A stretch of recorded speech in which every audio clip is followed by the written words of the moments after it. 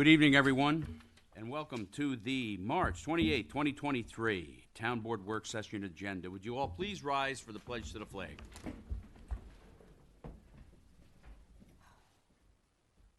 Senator Murphy, would you lead us in a pledge? I pledge allegiance to the flag of the United States of America and to the republic for which it stands, one nation, under God, indivisible, with liberty and justice for all. Could we all please remain standing? And please keep in your thoughts and prayers our first responders, our EMTs, our police, our fire. And please say a special prayer for the horrific Nashville shooting that took place at the Covenant School in Nashville, where 3 9-year-olds and 3 adults were killed.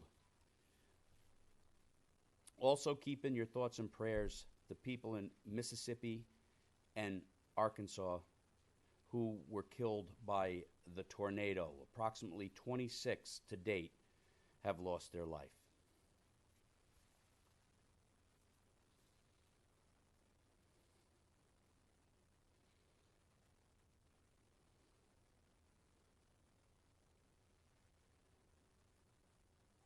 Thank you. Amen.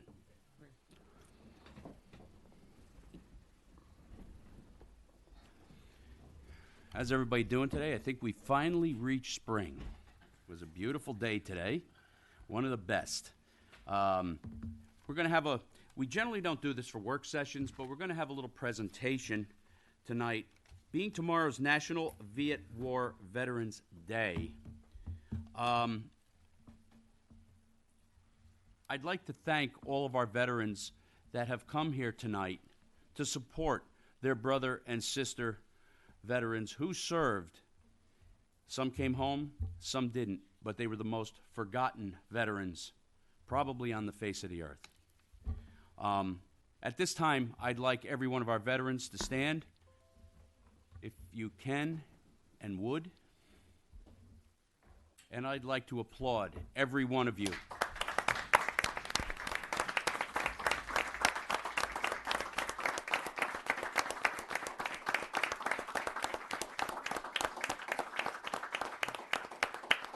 Thank you.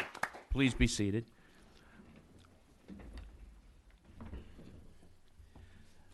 The Vietnam War, and I remembered and lived through quite a bit of it, and actually thought my senior prom was going to be in Vietnam, but thank God it wasn't. But these fine men and women who served this country came back here with no notoriety, no fanfare, no applause, no ticker tape parade. Some came back, didn't have any place to go. They were left with a nickel or a dime in their pocket, and that was about it. Some wouldn't wear their uniforms home for fear of retaliation towards them because of this conflict. It is a shame that this country, not until recently, didn't even recognize them. We lost so many folks over there and shouldn't have, in my opinion. But I want to thank you ladies and gentlemen who served our country. Those of you that came back, may God bless you. And those of you that didn't come back, may God bless you also. At this time, we have a guest who wrote the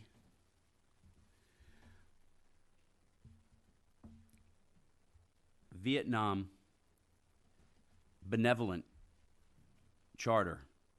Would Senator Murphy please come up and give a read on that for us and a little understanding on what you did for these folks?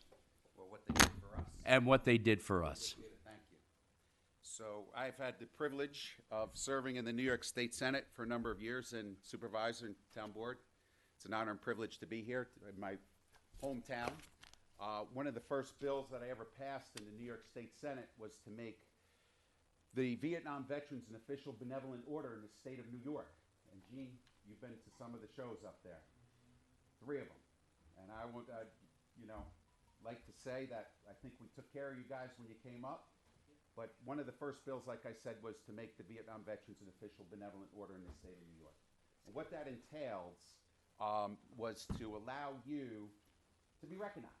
All other wars have been recognized in New York State, and with this bill, it actually gives a little piece of the capital back to our Vietnam veterans. And I think you've been there, Gene. So what we've tried to do with myself and Senator Croce, who was a commander in the United States Navy, and Senator Ort, who was in the military, an Army veteran, and Senator Akshar, who was a sheriff in the Broome County, and Senator George Amador, the five of us, put together the Vietnam veterans. And everybody thought that this bill had already been passed and you had your own little place. But then one of my staffers and we decided to, listen, you guys haven't been recognized, as usual, and another injustice to you, so we wanted to correct that. And how we corrected it was by passing this bill, and I'd like to read it to you, Please. if you don't mind. I'd like that. An act to amend, first of all, this is to certify that the pen hereon affixed to the commemorates the approval of the Senate, and it has all the senators that signed on to this bill right here with regards to recognizing our Vietnam veterans as an official benevolent order in the state of New York. An act to amend the benevolent order law, the general municipal law, the general city law, the military law, and the real property tax law in relation to declaring the Vietnam Veterans of America to be in a benevolent order and granting such organization various benefits available to specific veteran organizations, and to amend the public buildings law in relation to setting aside space in the Capitol for use as quarters of the Vietnam Veterans of America. So if you ever go to our Capitol up there, and Gene, you've been there, you others, please go take a look at it. It's well deserving, and you deserve it. Every year we've tried to take up a group of people from my district, was the 40th Senate District, and such a great day. It's one of my favorite days. You all would come up and come into my conference room, and it'd probably be about, 40, 50 of you, Gene? Right around there? And we'd have serve breakfast to everybody. And then after breakfast, we'd have someone to take them around the Capitol, give them a tour of the Capitol. And after the tour, come back to the conference room and have lunch. And after lunch, we'd actually sit you on the Senate floor, which is a little difficult to get on, as you know. Oh, I've been there. Yes, you have. You don't forget. It's quite the place. But it was something that we would love to honor all of our Vietnam veterans there. And it was very, very special. We would pass a resolution for the day and honoring all of our veterans, and whoever was there would get a copy of the resolution. And we'd have these hats, and these are for you. I'll be leaving these with the supervisor, so please come and get one. These are hats that we give out to people, and well-deserving. That's the least that we can give you. But I'll share one little story with you, and my brother Patrick is here, and he can vouch for that. My dad comes from a pretty big family. He's one of 8. His brothers are John, Joseph, Peter, and Paul. And so my Uncle Peter served 26 years in the Marine Corps, 4 tours over in Vietnam. And what he would do is he would take food from the commissary that was rotating through, get it into the back of his car, and run it over to the orphanage over in Vietnam when he was there. And so he did this on a continuous basis. And there was always one little girl that would be hiding behind a tree and come running out and knew his car as soon as he came up, come running in. They'd unload the car full of food into the pantries, and off he would go. One of his last days that he was there, he says to the nun, do whatever you got to do for the paperwork. She comes home with me. I am proudly here to say my cousin Jeannie, who lives in New Jersey and is married and has 2 beautiful little girls, was from the orphanage over in Vietnam. So pretty. Yeah.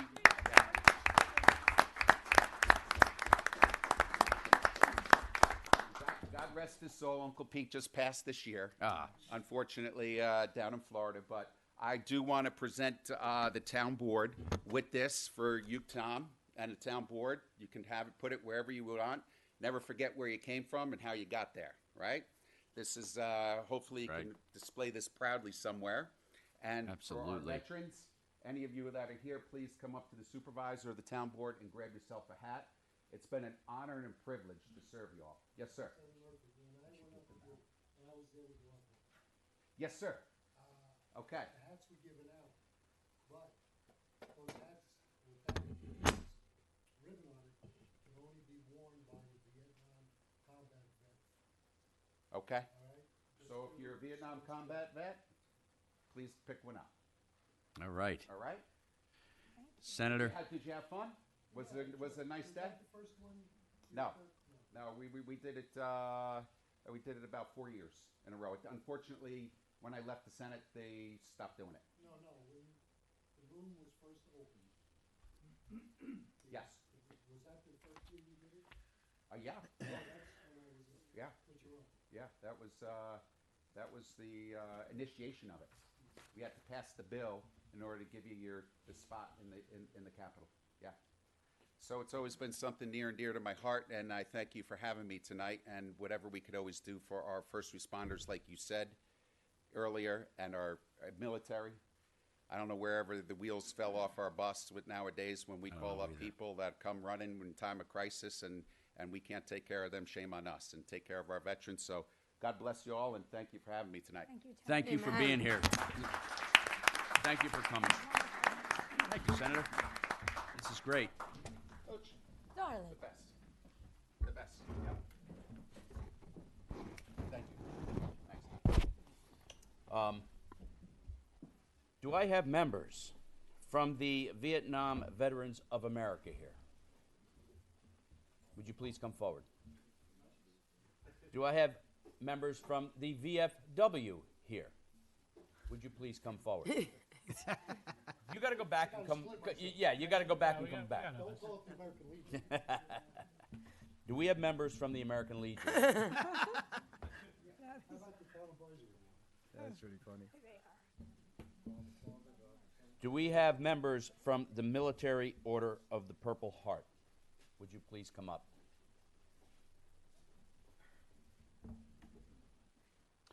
Do we have members from the Yonkers Combat Infantry Group? Would you please come up?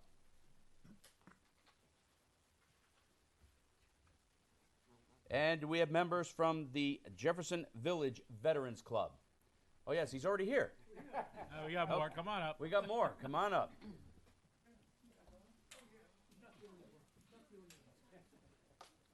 Can you get them all, Tom? Squeeze them together. Don't worry about it. Alex? Alex, come on. Come on up here, Alex. All right, all right. Thank you. But you're welcome also. Gentlemen, whereas the National Vietnam War Veterans Day, we honor all those who bravely served in the Vietnam War. And whereas National Vietnam War Veterans Day was created to honor all the Vietnam veterans who fought during its time. And whereas the Vietnam War was one of the longest wars involving America starting in 1955 and ending in 1975. And whereas throughout the years of the Vietnam War, 9 million Americans earned the title of United States veteran. And whereas we salute our brave veterans who, in service to our nation and defense of liberty, fought gallantly against the spread of communism and defended the freedom of the Vietnamese people. And whereas today and every day we honor their bravery and commitment and give thanks to the generation of Americans who vigilantly fought in service of the country they love. And now, therefore, be it resolved that I, as duly elected Town Supervisor Thomas P. Diana, along with the Town Board members of Yorktown, hereby declare March 29th, 2023, National Vietnam War Veterans Day. Thank you. Thank you.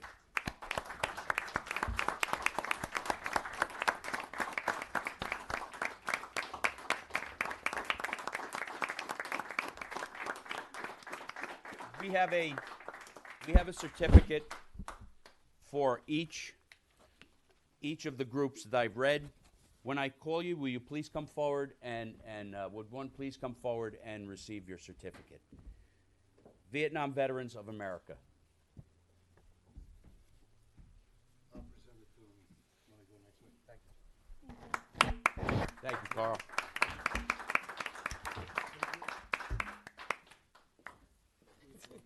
This applies to you, right? The VFW. There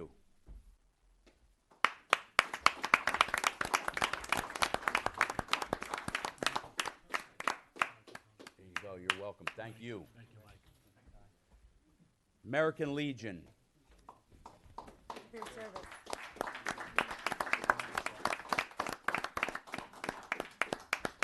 John, Thank you, Tom. you're welcome. He's so big, he just stands in the middle of the chair. Thank you for your service. The Military Order of the Purple Heart.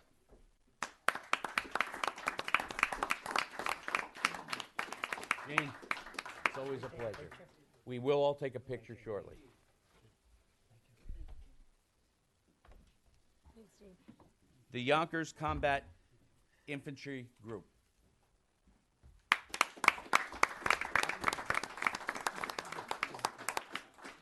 Jim, pleasure. You get yourself out. Thank you. Come on, take one.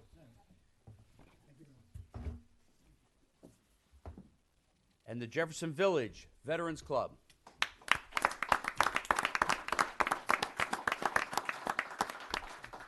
You're welcome, Brian. Thank you. Brian, thanks.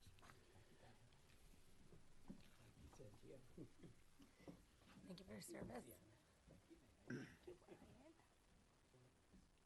This is really a great night that we can honor great men and women who served our country. Although tomorrow is actually the day, we won't be here tomorrow, so I wanted to make sure that you guys and the gals out there that served in this war are honored and are always honored. Thank you. We will always remember you and respect you.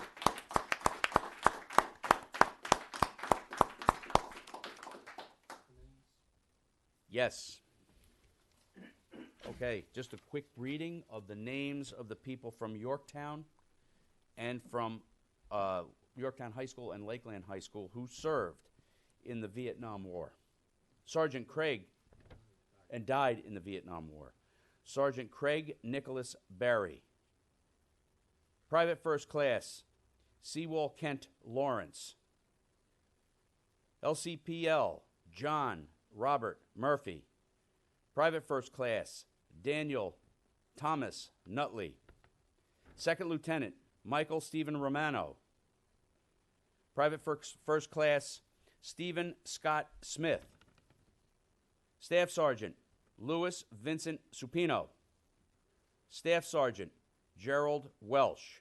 That is from the Yorktown High School that served. From Lakeland High School, from the Monument. LCPL, Michael Amato. Specialist 4th, Robert Gillen. Specialist 5, John Lockhart. Sergeant Michael Pogge, or Poggi. LCPL, Roy Swed. I knew Roy Swed personally.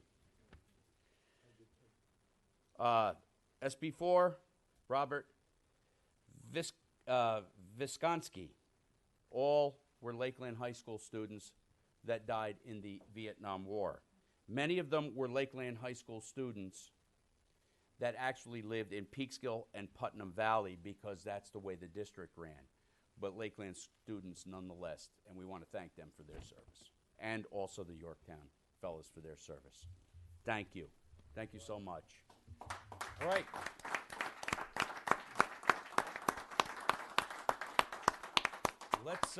Let's see if we can get all of us, what's the word, Serge? Scooch together, and we'll get a picture. Let's turn around and go that way. All right, I think we have the gentleman stand below us, and we'll stand up above here, and this way we can get everybody kind of together. You may want to do, yeah. Well, let's try two. Let's try two at once. We want to go this way.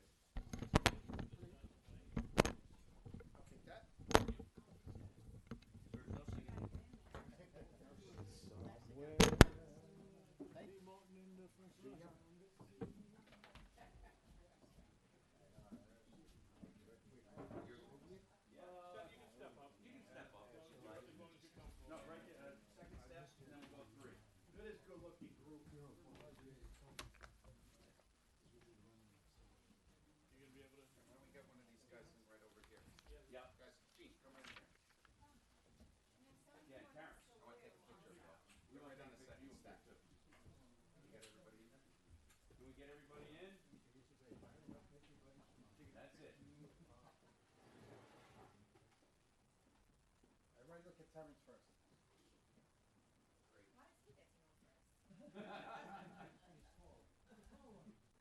Hey, take it easy, man. Terrence, come on up here. We want to get you in here. Good looking group. Oh, Pat.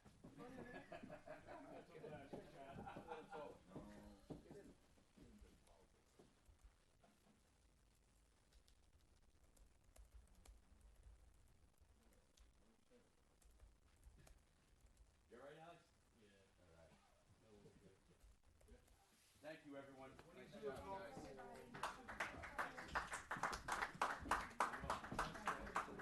No, thank you, guys. Hey,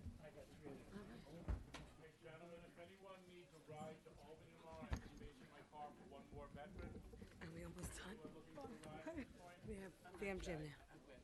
Go ahead. Oh, absolutely. Yeah, he has something to do. I hope their van is running because they broke down. But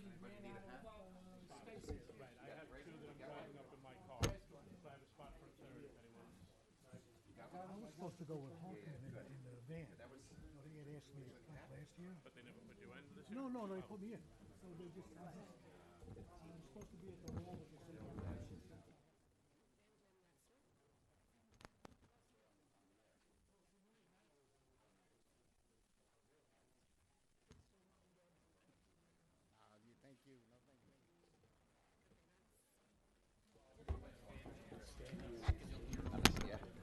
Can we give all these guys another round of applause here? Thank you for your service.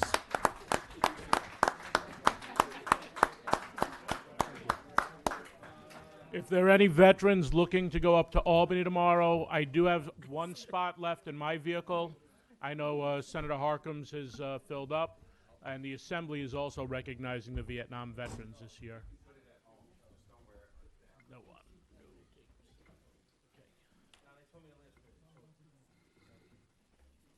Senator, thank you so much. Oh, yeah. My pleasure, my honor.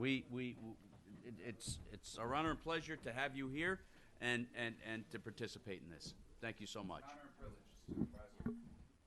All right. Right beginning town meeting. Yeah. This is the one line that's very Okay. That's what you need to. We wanted to do that for our veterans, and I think it's all well deserved. Now we'll get on with our work session. Okay, we got Fam Jam on. Come on up, Fam Jam.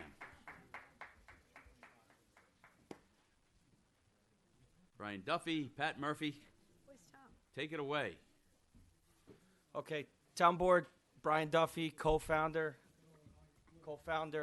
Pat Murphy behind me here. Just wanted to take some time and announce what we have on tap for this year for one of the greatest community events that Yorktown's ever seen. Yes, we are making it a second annual. Before I get on to this year, I want to talk about last year. We raised $14,000 out of some hard work that was done in about 30 days' time. Hold on 1 minute, Brian. Let's just let everybody clear out as speaking so that we can hear you well. Okay. And we have Bob Giordano here as well. Hello, Bob. Okay, go ahead. Thank you. Sorry So for the interruption. for a first year event, we were very lucky to raise what we did, and I just wanted to let the board know what we did with those funds. And two of the biggest chunks went to sports organizations, the first being Yorktown Wrestling, which went out and bought some new mats, and from what I understand, they went to sectionals this year. So They did. I Great. don't want to say it was Fam Jam, but It was the might have been mats. Fam Maybe Jam. it was. But it was. And another large chunk went to the YAC girls softball team. They needed a place to store stuff so that parents didn't have to schlep back and forth from field to field, et cetera, et cetera. And of course, we also donated to the Yorktown Volunteer Ambulance Corps, which is an integral part of our community, and we'll continue to support them as our endeavors grow. St. Pat's Good Samaritan Fund, Boy Scout Troop 173, and to our veterans, we gave a check to the VFW and we'll be looking to expand that to the American Legion this year. It's very fitting that we do have our veterans here tonight because our focus for next year is to help out United for the Troops. Very good. And they're in an emergency drive right now to set up a care package program going out to the Fighting 69th, who's serving our country in Africa. I'd also, before I move on to 2023, I'd like to personally thank Councilman Sergio Esposito for taking pictures that day, and I was reminded of that today when I went on the website, and courtesy of you, there's some fine photos, which I hope down through the years we can look back and see all of our great people from Yorktown, et cetera. I'll be there again this year, but last year was like my, I was coaxing you in, but I'm from the Bronx, so everything's a hustle. So I'm going to send the pictures with proof across everybody's forehead, and it'll be $10 a shot. Absolutely. Wow. Absolutely. Wow. I Carte was blanche. happy to do it, and I'll be there this year for you. And truthfully, this would have not gotten off the ground if it wasn't for the support from the town, from police to highway to Parks and Rec. I saw Jim's in the back there. Just everybody pitched in. There's no other way to get this thing up and flying. And because it was a success, here we are, 2023, second annual. It's going to be a 2-day event. Friday, it's going to be April 28th, 4 to 8. Supervisor, I expect you to let everybody out early so they can get ready for Fam Jam. You're pushing it now. But we're looking for this to be somewhat of a happy hour, get to know your neighbor type of deal. Everybody relax. We got a lot of bands coming in. It's going to be a great night. So for this year, we have a three-part plan. One's going to be utilizing our newly renovated railroad ticket booth area, where we'll have some smaller high school bands play. Nice area to relax with the family, etc.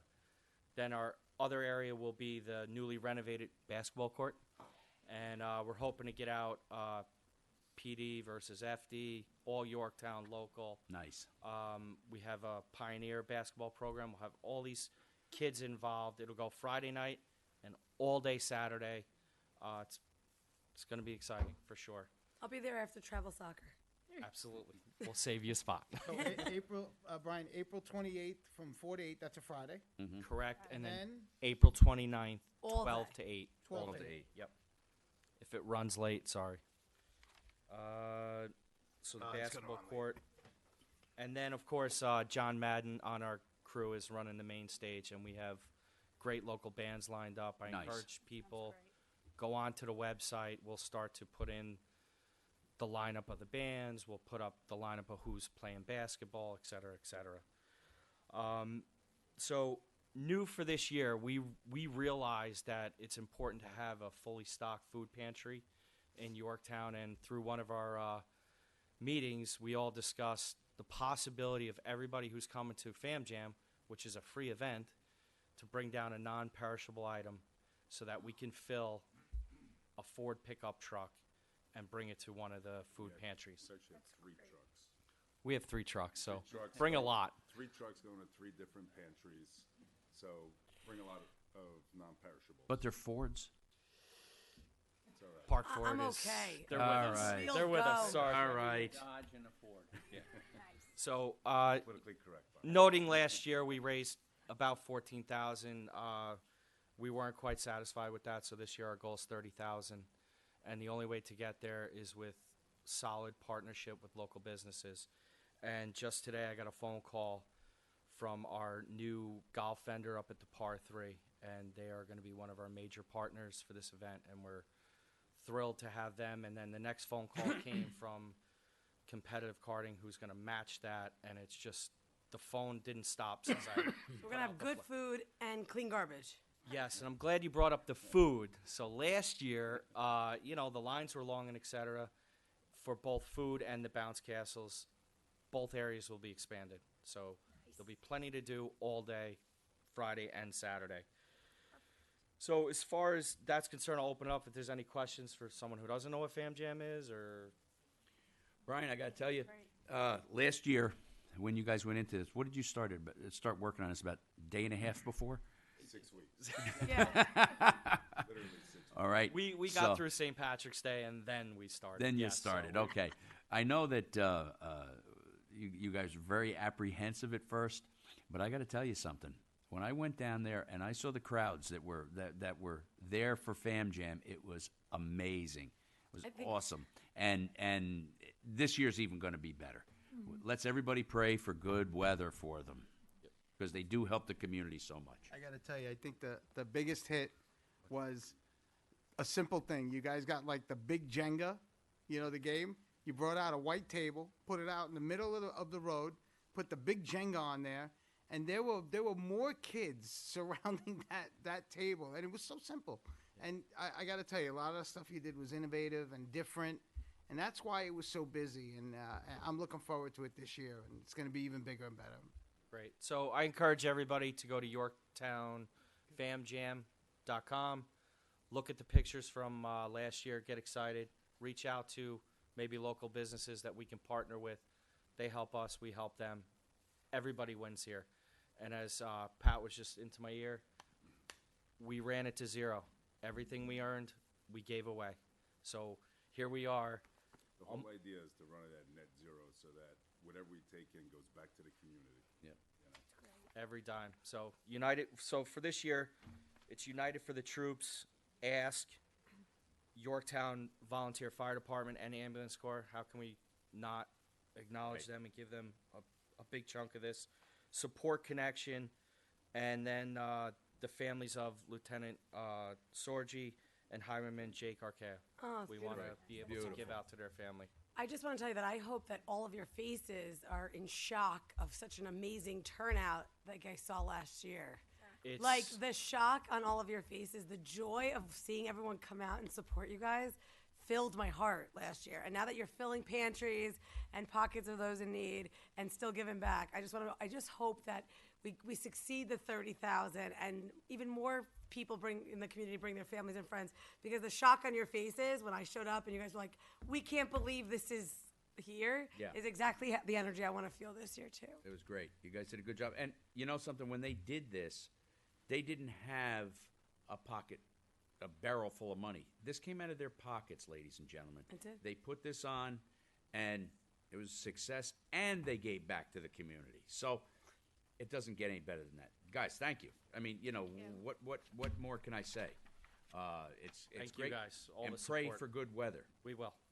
We Absolutely. need the parade permit put. We need the permits put in. Yes, Bring it's non-perishables. coming. Okay. Bring non-perishables. Good. Bring All right. non-perishables. And I'm We're going to all leave set. some flyers up on the desk. Please post them throughout. Oh, Absolutely. Thank you. Please do, Brian. Thank you, guys. Thank you.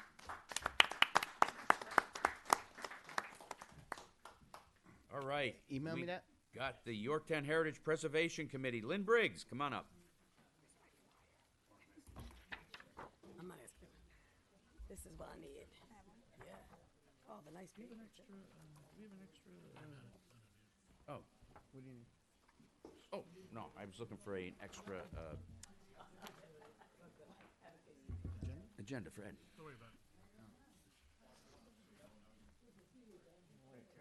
Hi, Lynn. Hello, Lynn. How are you? Hi.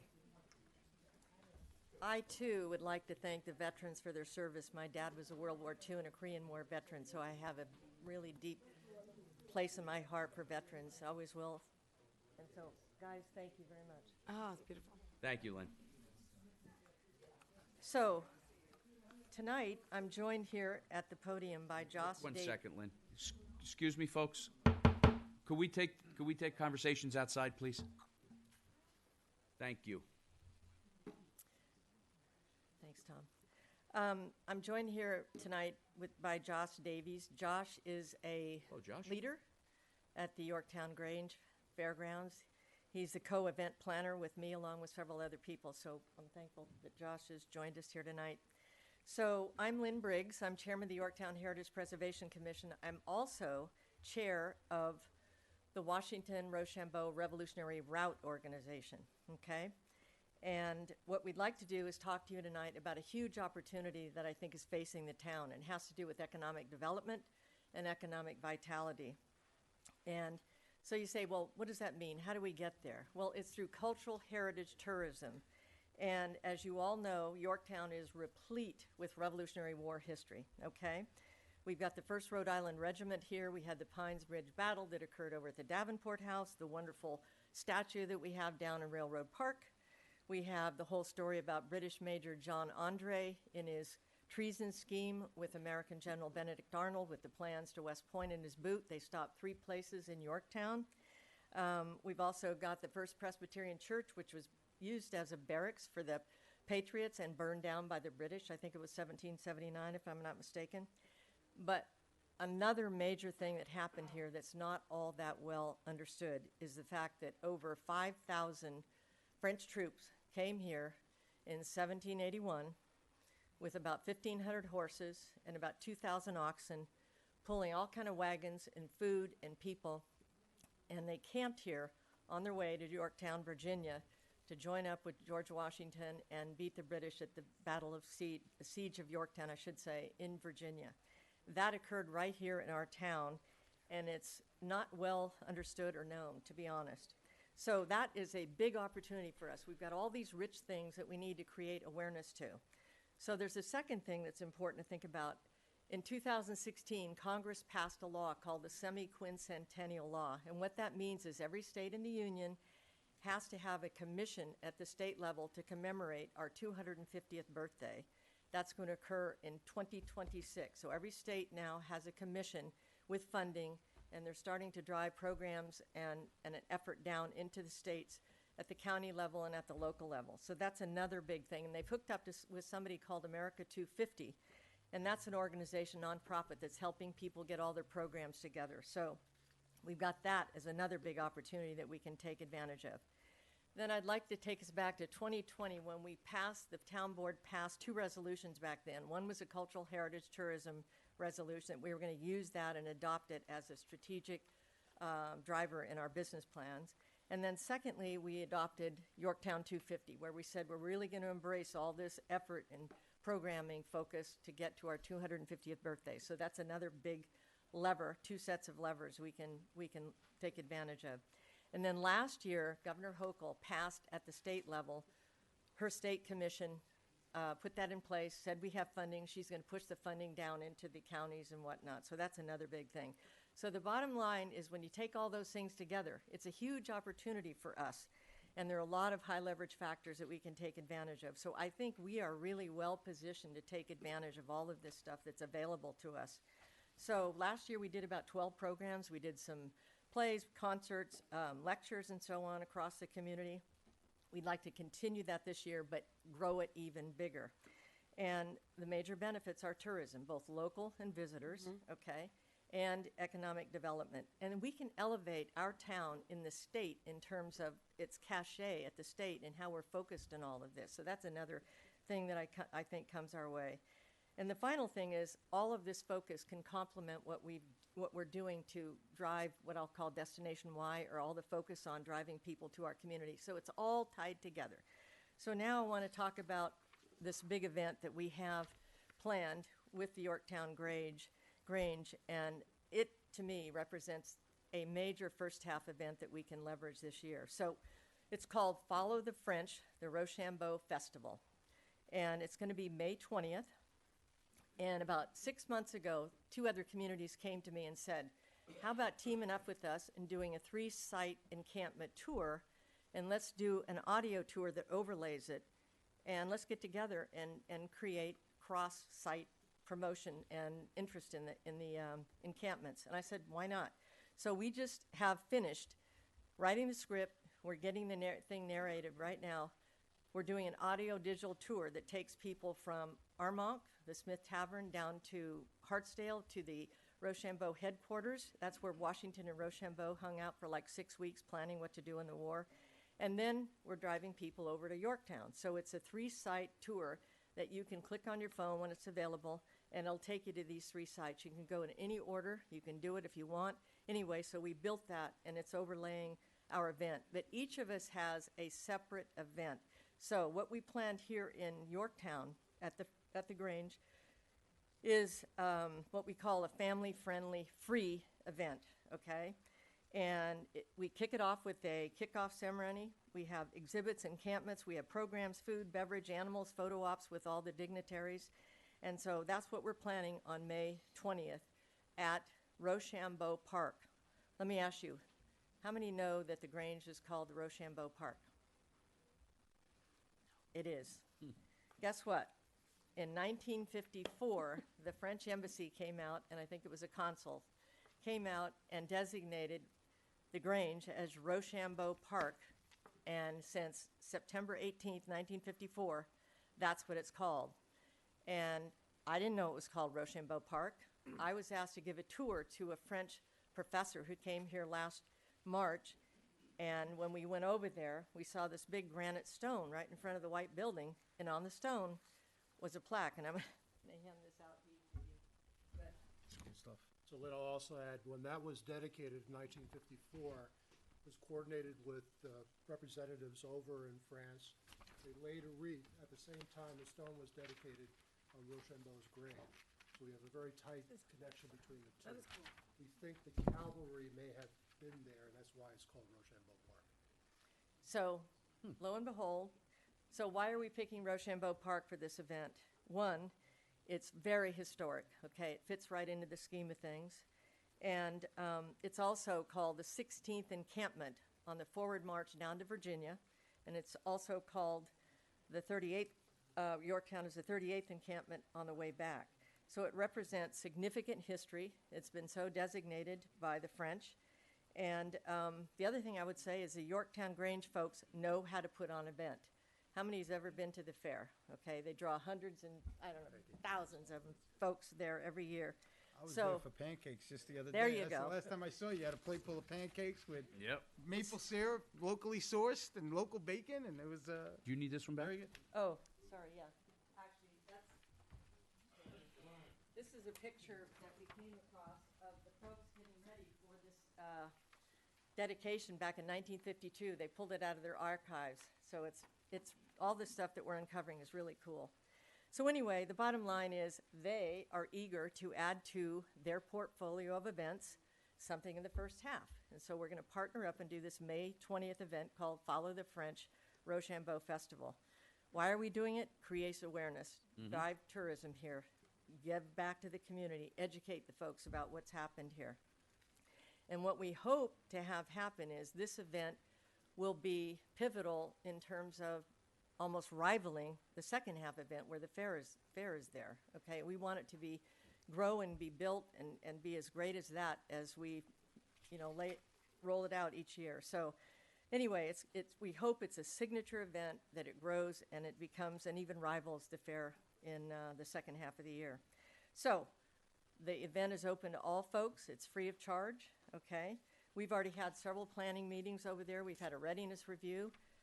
So what we need to do now is just really finish all the planning and get it in place. So what we're going to do is open the grounds at 10 a.m. We're going to start with an encampment. We got the Living History Foundation from the guys around here, and they're going to actually do a reenactment of an encampment, okay, which will include adults and kids, and they'll learn how the French soldiers actually did this back in the day. And then we brought in Dr. Robert Selick, who's a preeminent scholar. He knows everything there is to know. I'm sure he wouldn't want me saying that, about Rochambeau and the French army. He's going to come in, and he's going to be doing 3 or 4 impromptu Q&A sessions during the day. So if you have any questions about the encampment, you can ask Bob Selick about those. So we're going to have then a kickoff ceremony at 12 noon, okay? And that kickoff ceremony, we're going to play the French and the American national anthem. We're going to bring in a number of federal, state, local folks like yourself to participate, okay? And we're going to bring in the folks who would actually help with the law in place at the state level. So then we're going to have a little reenactment with Ben Franklin, Rochambeau, and General Washington. And they're going to talk about how we all came together. How was it the French came over here and helped us out and beat the British? How did that all come about? How did they find Yorktown? That's what I want to know. That's a long story. Did you? I Googled it after I spoke to her. Oh, you did? I Good for did. you, Mary.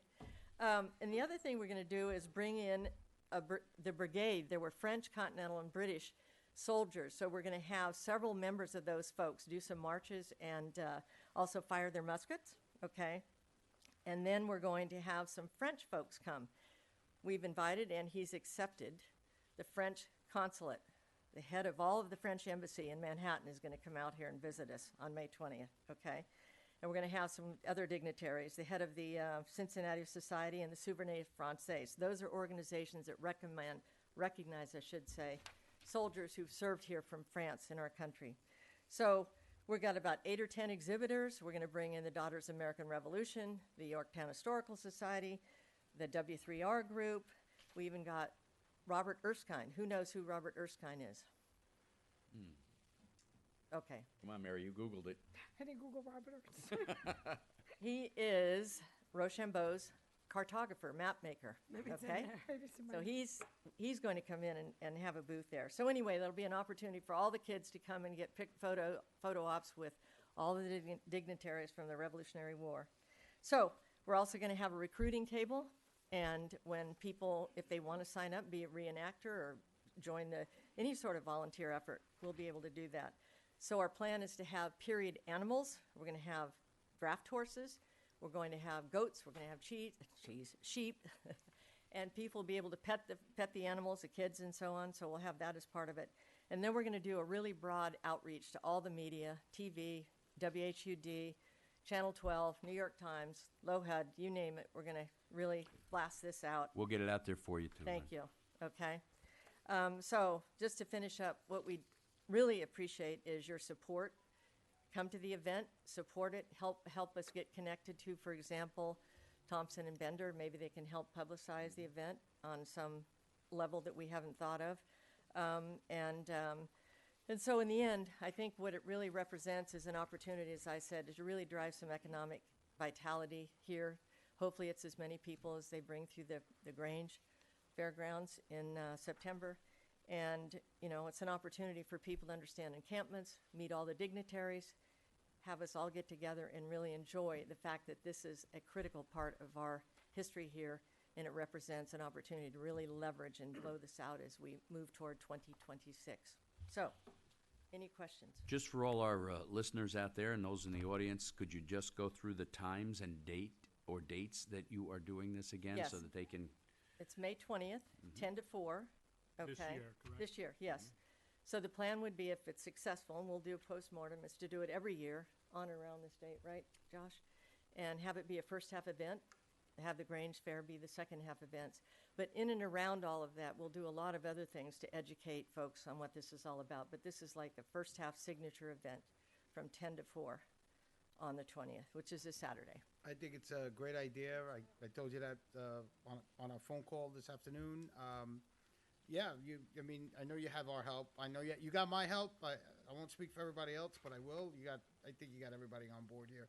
It's a great idea, and yeah, let us know what we could do. Absolutely. Sure. Okay. it's at a great location.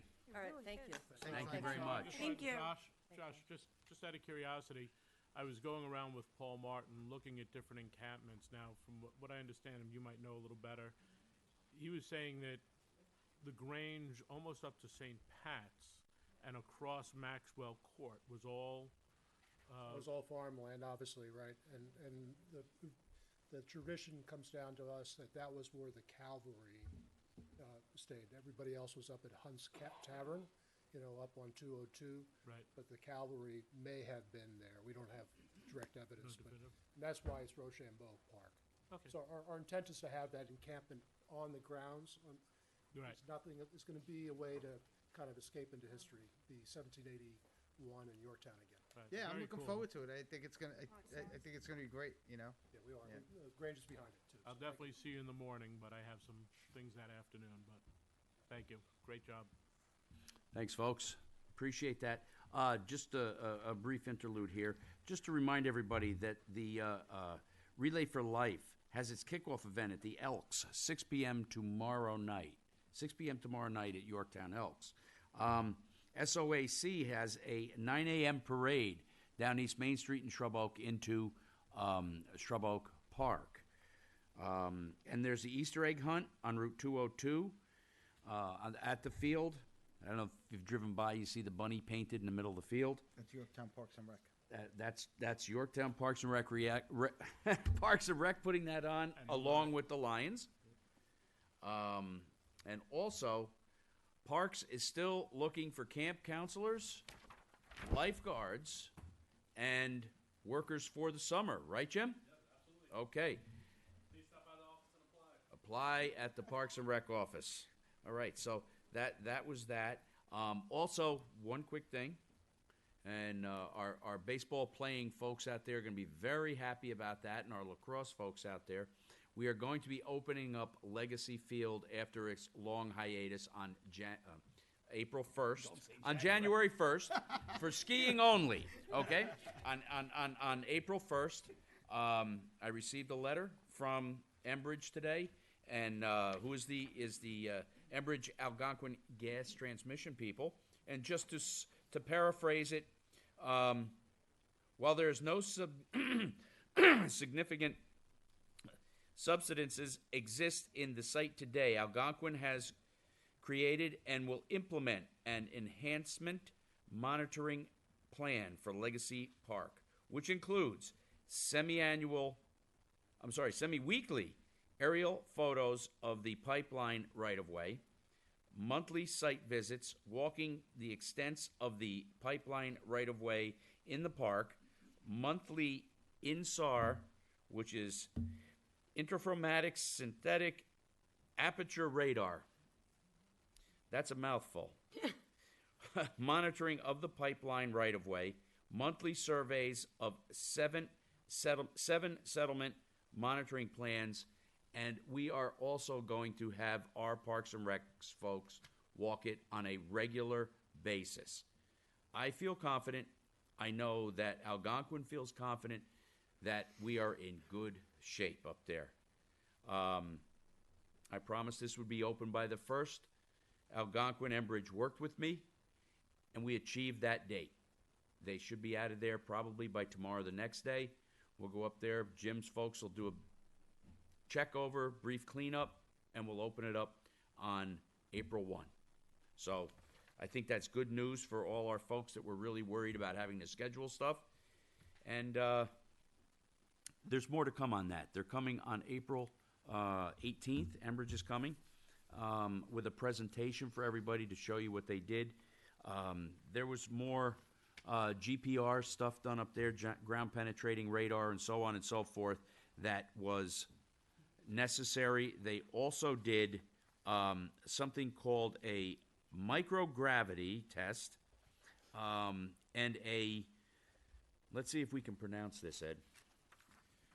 Not just one test. There were borings done, and these tests were done on everything.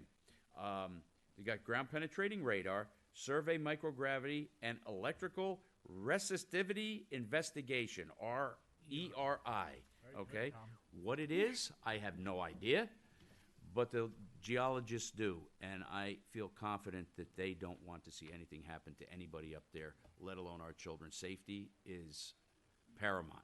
So, that being said, on with our work session. Can I just jump in 1 second on No. Easter egg hunt? Yes, go ahead.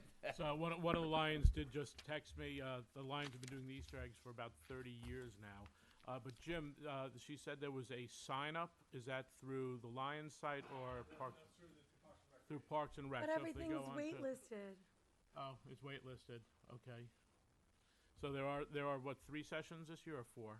My kids are gonna have to 3 wait. sessions. It is waitlisted, but you can sign up and get on board with that. What is waitlist? We'll do one in my backyard. Meaning Okay. they You have to wait? They have Yeah, they have more people signed up than they have Then eggs. eggs for. Okay. I'm happy I to can bring some tell extra you eggs if we have another each session. session lasts about 45 seconds, right, Jim? We're gonna be pulling some kids off the wait list as well, so, Good. Okay. if you haven't done so already, you can put yourself on that list. Okay, and that, So for those of you that can't hear Jim at home because he's not on his mic and going to get yelled at by Tommy in the booth there, you can put yourself on the wait list because they are going to pull some names off of that. They're going to expand the draw. real quick, Jim, come up and just give the date, the time, and the scenario that you're going through at this point. Yeah, so the Easter egg hunt is going to be on the 1st of April. There's going to be three runs, one at 9:30, one at 10:30, and one at 11:30. We can host up to about 175 kids per session. So that's what we're going to be pulling off the wait list to be able to pull that off. So it should be a great day. It should be a lot of fun. It always is. And each age group will have a different area to run in and get the Easter egg. So it's safe for the whole family, whether you have a 3-year-old or you have a 12-year-old. There'll be some space for them to run around and have some fun. Okay, times and dates again for the folks. Yep, April 1st, 3 sessions, 9:30, 10:30, and 11:30. If you have a little ones with a stroller, we want you at the lower parking lot by the tennis courts. That's the easiest way to get to the field with a stroller. If you have older kids and you don't have a stroller, park in the higher lot towards Yorktown High School. And if you can't find any parking, if you could park in and around Yorktown High School and just walk over, that's an option as well if you need overflow parking, because it will get hectic in between the 2 sessions. Thank you, Jim. You're welcome. Appreciate A it. great job partnering with the Lions and building this. I mean, you got a lot of people coming. Yeah, obviously That's not an easy task. this event wouldn't be possible without the Lions. They're Yorktown's best organization Absolutely. as far as working with Parks and Recreation. They do so much with us. So without the Poulins, especially Denise Poulin, the president, and her Great group. trusty sidekick, Jim, they're really amazing to work with, and we're very lucky to have them. Great. And the Lions feel the same way about Parks and Rec. Thank you, Jim. Thank you. Thank you, Jim. Oh, wonderful. All right. Water meter. Where is it? There we go. Kenny Rundle, our water distribution superintendent. Good evening, everybody. How are you tonight? Good evening, Ken. So I just wanted to come and update the residents and the board on the water meter replacement project. As you know, this project kicked off maybe, I think it was 2012-ish or whatever, but we're there. We had our last, well, not our last, but our last pre-construction meeting the other day. So the letters are going to be going out to the residents. Some residents may receive them this week or in the beginning of to next week. It's anticipated to start changing out water meters on April 24th. Keep in mind, we have about 4,500 we're going to do. The number is still not nailed down yet. We have 10,000 accounts out there, so that's going to sway one way or the other. So that's good news. We're finally coming into today's technology, so we're very excited about that. The appointments will be from 8 a.m. to 12 p.m. and 12 p.m. to 4 p.m. Monday through Friday. So when the residents get the letters, there will be 2 ways to make an appointment: through a phone number and through a website. All this information will be posted on the Water District's website, and the supervisor had mentioned it would be on the town's website as well. So when you go to schedule an appointment,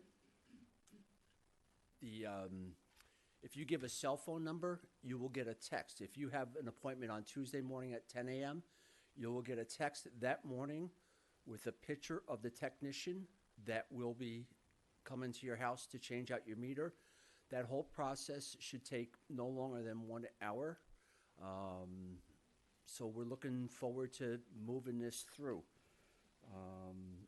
Again, I want to emphasize there is no cost to the residents to have this water meter replaced, okay? The days of staff members going from house to house to write down the water numbers on the meters, they've come to an end, thank goodness. We can be a lot more efficient, and we're going to go from there. So that's really all I have to say about that. Again, I just wanted to update the board on the progress with that. Great, Ken. We expect this 4,500 to be completed by the end of the year, which is a good thing. Again, it's depending on how many appointments they have for the day, that's going to dictate on how fast they get done, right? Just to be clear to everybody out there, not every person in Yorktown is getting their water meter changed. It's going to be only if you get a letter, and that's going to be determined if you already had your meter changed several years ago, like I had my meter swapped out, I forget how many years ago. So I wouldn't be on the list. I just want to make sure that people are aware that if they don't get a letter, they're not being ignored. They're just, they've already had their service and they're going to be in the next wave whenever that happens. Right, Sergio, Okay. that's correct. So again, there's about 4,500 meters that will be installed, give or take. So it does not affect the whole water district. Half the residents, and I'm using that as an approximate number, half the residents already have a smart meter in their home already. So one good thing about this, once this project is completed, there's a customer portal that will be available. We haven't set that up yet. That's something that we're going to be working on as the installs happen. So you can kind of go on, set parameters. It will notify you how much water you use. You set those parameters. If you have a leak, it could text you, and you can really look at your real-time water usage. I know in the summertime, a lot of people have the sprinklers coming. They're going, and those bills, unfortunately come due November, December, and they forget about the sprinklers that they've had going for 4 or 5 days for the week, right? So they can monitor that from their own smartphone or computer. So I think that is a great service that we can provide to the residents, and that's about it. Once we get the bulk of these meters in, or at some point in time, once they're starting to be installed, I think a presentation on how they're going to be able to go on and look at real-time usage and so on and so forth would be a wonderful thing to do for our residents so that they can actually monitor their own usage. Because we've seen it in the past, people don't realize that they're using, how much water they're using through their sprinklers. They have a leak. They have toilet running for days and days and months and weeks. Right. And they don't realize how much is just going right down the drain, and it gets expensive. Yeah. Literally. And they'll have that capability on their smartphone. Yep, and they'll be able to look on a monthly basis because they get their bills quarterly. So we bill three times a year, 4 months, the billing cycle. So if my staff is at your house today reading your meter, they won't be back for 4 months. Right. And you can lose a lot of water in 4 months. Quite a bit of water. Yeah. Yeah. Kenny, does the homeowner have to be home when you're changing the meter? Yes, they do, because the meters are inside the house. So when the appointment's set, again, like I said, the resident will get a text message. If they put their cell phone on, picture of the staff member that's going to be changing out that water meter. So the tech will go in. He will take pictures before he does anything. He'll take pictures of the old meter, the condition of the plumbing. He'll shut the water off, install the new meter, take pictures of that, program it so it connects to the cloud, and that's how we would grab our readings, and then turn the water back on. So yes, Mary, yes, the resident would have to be home. And what happens if they can't turn the water off in the house, Kenny? Could you explain what goes on at that point? Would they then call you? You turn it off at the street, and they have to get a plumber in to repair that valve, or could you give us that, because that could happen. Right, so we can address that. That will be addressed 2 ways, right? So the first way, because as you folks know, we're very busy at the Water District, and we're going to be getting a lot busier coming into the springtime. So for us to go out and shut off everyone at the street, it's kind of tough for us. So the intention is they can freeze the water line inside the house.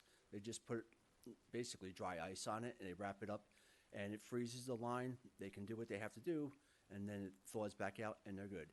If they can't do that, then yes, our staff will go out and shut the water off at the street. Okay. Right. Anybody have any questions? No? Thanks, Kenny. Everybody good? Thank you, Ken. Okay. Thank you, Ken. Thank you. We'll Have a keep you good night. posted.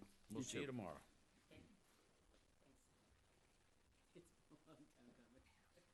Okay. We have John Tegeter, Larry Klein, and the Tree Advisory Commission coming up for Arbor Day. Hi, Larry.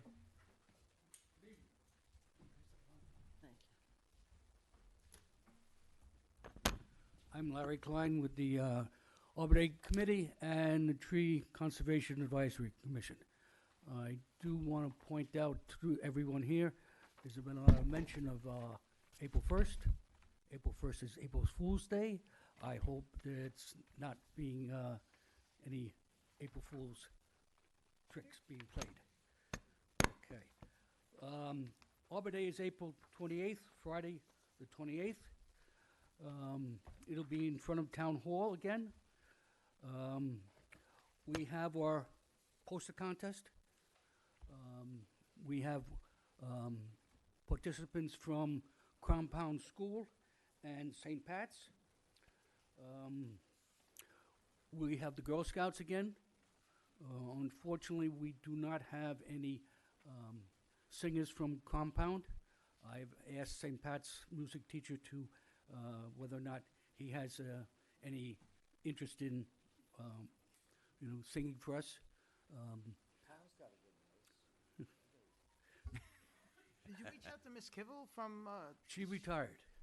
Oh my God, did she? She's retired. Oh, she's such a sweetheart. The Con Ed will be handing out seedlings. They have generously agreed to up to a $200 donation for a tree, which Keith will pick out at Hardscrabble, and will replace the tree that died out front from last year. Okay. So we presented you with a budget that we have. Currently, there is $1,956.12 or 18 cents in the TE 80 account. This includes a very generous donation from Mr. Esposito last year for $800 towards trees for the nursery. We're requesting, besides the budget for Arbor Day, we're requesting permission to use that $800 to go to Hardscrabble and pick up some trees for the nursery up at Willow Park. We're also requesting that the town budget a minimum of $600 a year towards the Arbor Day account. We do every year seek donations to cover our costs, but we are not always successful enough to get donations to cover the costs. So a yearly stipend of a minimum of $600 would be greatly appreciated for the Arbor Day people. Moving on, this is Keith Shepard. He's with the Tree Commission also.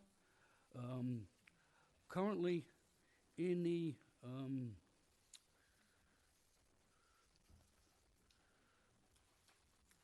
Tree Bank Fund, which is a separate fund coming from contributions from developers who cut down trees. There's roughly $104,785 in that account. We are proposing to go to purchase 55 trees for the nursery, and Keith will get you through on that. How you doing, Keith? Good, good. We ran a chainsaw all day, so I had to take a nap before I came. You got to stop that. Well, this the history of this Willow Park tree nursery. It was like 3 or 4 years where the town was trying to find a place for the tree nursery. So when the Garden of Hope and the town decided to use Willow Park as a community garden, the tree nursery found a spot where the town could start developing small trees that would be grown there and then distributed into the parks. And, if a tree's cut down in your front yard, it's a street tree, be nice if the town replaced it. So the most cost-effective way of doing that is to grow our own trees. So what we're trying to do is the Rotary Club donated money, so we planted 7 maple trees in 2021. So that they were in the ground 22, they'll be in the ground again this year. So in the autumn, they'll be ready to be planted. Sergio donated money, so that allows us to get bigger trees so they don't have to stay in the ground as long. So what I've done is I worked with Jessica Albee at the Watershed Agricultural Council, and we got a grant for Trees for Tribs. This will be the 4th one that the town's gotten. I was wondering about We had them. 2 at, yeah, I think, Tom, you actually helped plant some. Yeah, a couple years in a row, we put some in when, Yeah, at the dog park at, Sylvan Yep. Glen, yeah? yep. Then we did another small one here at Patriot Garden. Mm-hmm. So I filled out the paperwork and we got accepted for a grant for Willow Park.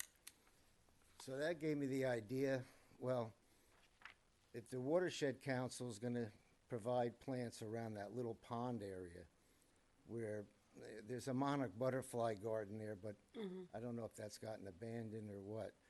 But we're not going to interfere with that. So I asked Jessica, well, can we piggyback on the order? If we get trees, we could get them delivered to Hanover Road, and it would save everybody a little bit of that freight cost. So I went through, she provided some nurseries, and we came up with a list. So some of them are 4 to 6 feet tall in different size containers. You got river birch, proposing to get 25 of those. Those would be in 3-gallon containers. Then tulip trees are in 7-gallon containers. We got 10 of those because they're a little limited on where you'd want to plant a tulip. Yeah. And then pin oaks are again 4 to 6 feet tall, 7-gallon. Trying to get 20 of those. So a tree like that, you're looking at 3 to 5 years. Okay, but you have to start someplace.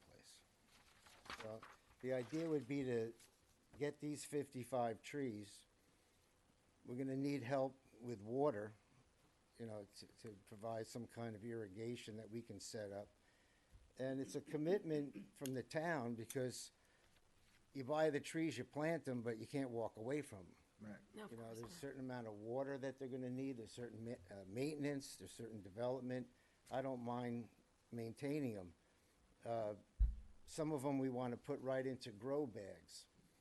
So the idea there is instead of planting them in the ground, if you take them out of the container and put them in a grow bag, and Jim provides us with wood chips, you can come back 3 years later and pull that bag right out of the wood chips and then bring that to where you're planting. So the survival rate is greater because you're not letting the tree Opens roots. grow in the ground where the roots are going to expand, and then you come in and you're cutting the roots off to replant it. That transplant shock, what happens. So with your permission, we'll be able to purchase these trees and, get the ball rolling.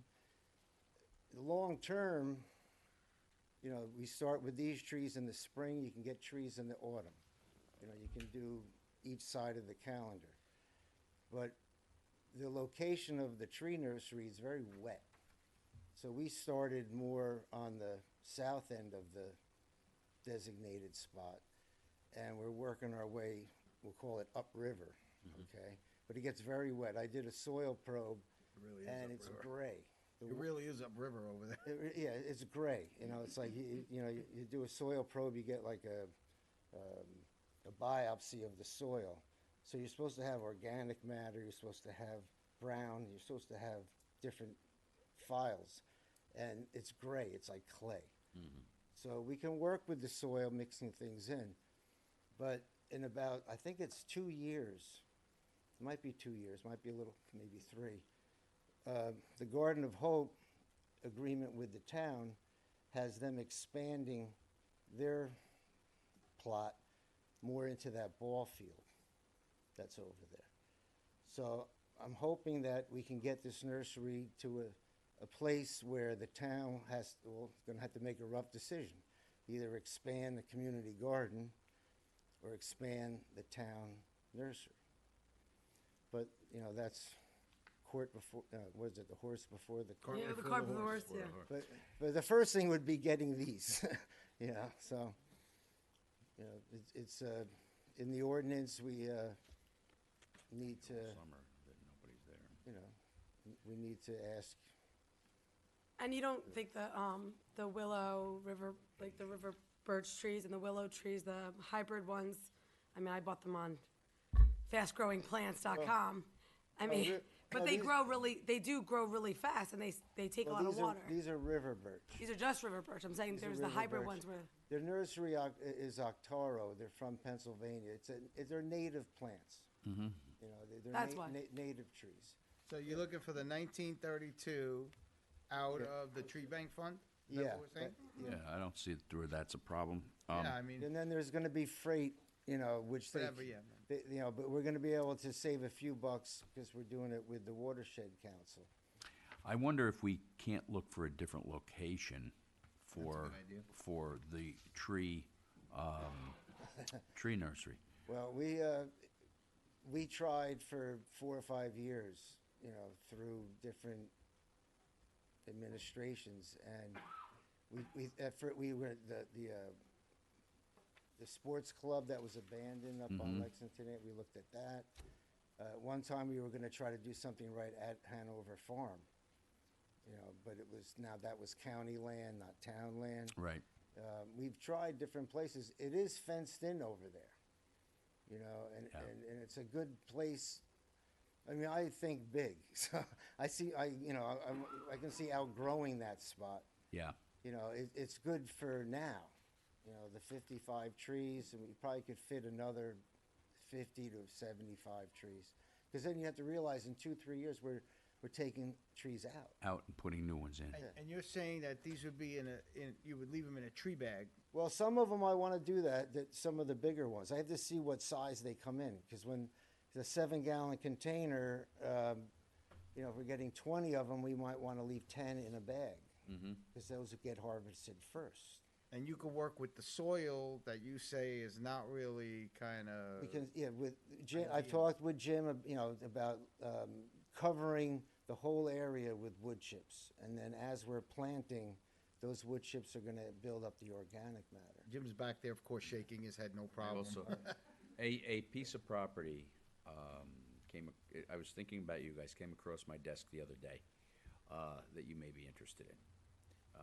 Person wants to donate it to the town. I know we don't want any more pocket parks. I don't know, but Jim likes pocket parks. I don't know why, but he does. They stop and get Not coffee. shaking his and- head. No, He's shaking his head the opposite way. He's now. running out the door. It's gonna hurt his neck. But what I'll do is I'll take you guys up there. Sure. Take a look. Yeah. We'll see. If it works, it works. If it doesn't, it doesn't.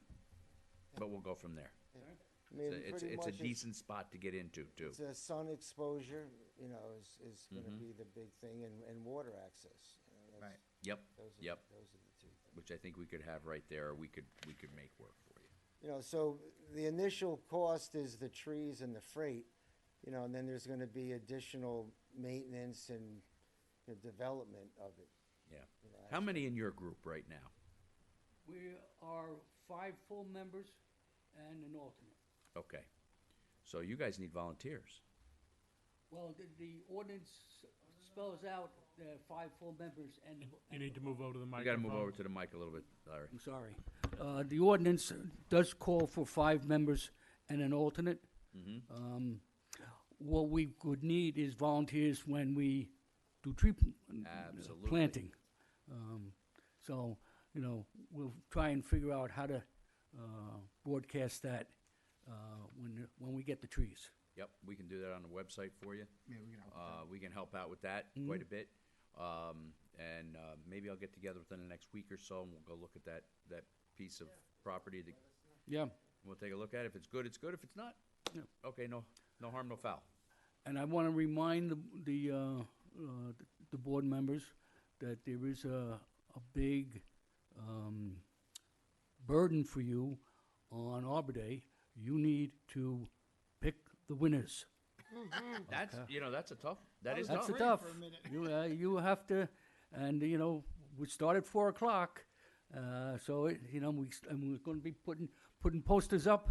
Tough job. You know, so you got to pick them up and get your winners. There's and we're going to have 2 classes now. Okay. Okay, so there's going to be more choices. I think maybe this year, and I think Jim would agree with me, maybe we should do that inside. As much as I would love to do it outside, even if it's a beautiful day, we had a windstorm Yes, that we was did. taking everything and just blowing it all over. All those beautiful pictures remember? where, we had them taped to the tables. The tables were flopping over. So we'll have to play it by ear where we're going to have Okay. the judging, But, I think. you have to do the judges. Yep. Okay.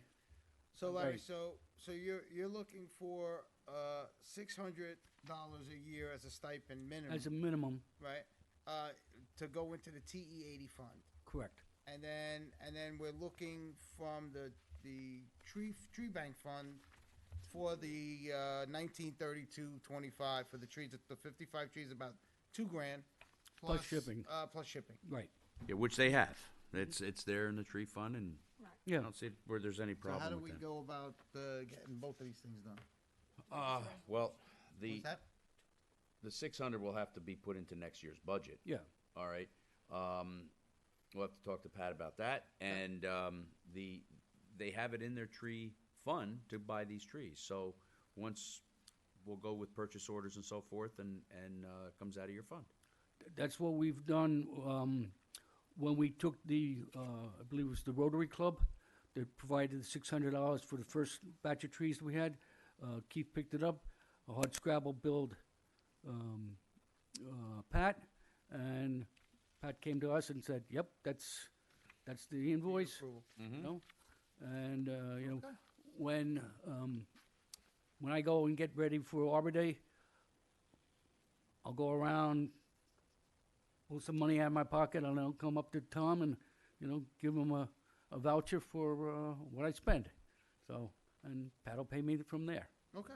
Okay. We got it. You may also want to send another letter to the Lions. I think they've supported you in the past. Yes, they have. So send them a letter. and We they'll we put have it- sent them a letter. Good. Okay, but I'll have Jenna in a couple weeks follow up on all those donations. Thank you, Jenna, and I thank you for your time. You're welcome. Great job, guys. Thank you. for Thank your you, time. guys. And you also may want to. I'm going to give you a hint, though. What? Uh-oh. This year's theme for Arbor Day is it's all about the leaf, the life of a leaf. Ah. So we're going to have these, you know, the poster contest is going to be hopefully of different kinds of trees, different leaves. Uh-huh. Okay. We don't have to come wearing fig leaves or Well, anything. you know, no, but Just it's wanna very make sure. important, you know, I think a message for the kids and people just to scared me, understand. Ed. God It's help all, us. It's all about the leaf. Without that leaf, you don't have any oxygen. So we all want oxygen. So That's right. it's all about the leaf. Well, you guys do a Great. great job, and we appreciate all Thank, your help. thank you. you. so much. I right. think guys. Jim's got a question. Come on up, Jim. Or a statement, or Just a couple things. I've been working with the tree commission here on potentially replacing some trees in our local parks. okay. I don't know if you guys want to talk a little bit about that marriage as well. Jim took us over to Railroad Park, where I don't know if anybody's seen all the arborvitaes, or most of them, 90% of them have been Nibbled on. died. Oh, the drought got the them? drought got them. And he approached us to see if, you know, it was appropriate to use the tree bank fund for purchasing trees only, not labor, not equipment. And we thought that that was allowed by the ordinance. Okay. So Jim is going to the environmental consultants that the town has for recommendations of what to use to replace the arborvitaes. While arborvitaes are a non-native species, Right. because of a project on Front Street that had limited options, the tree committee, commission allowed the use of arborvitaes. So once we've set a precedent there,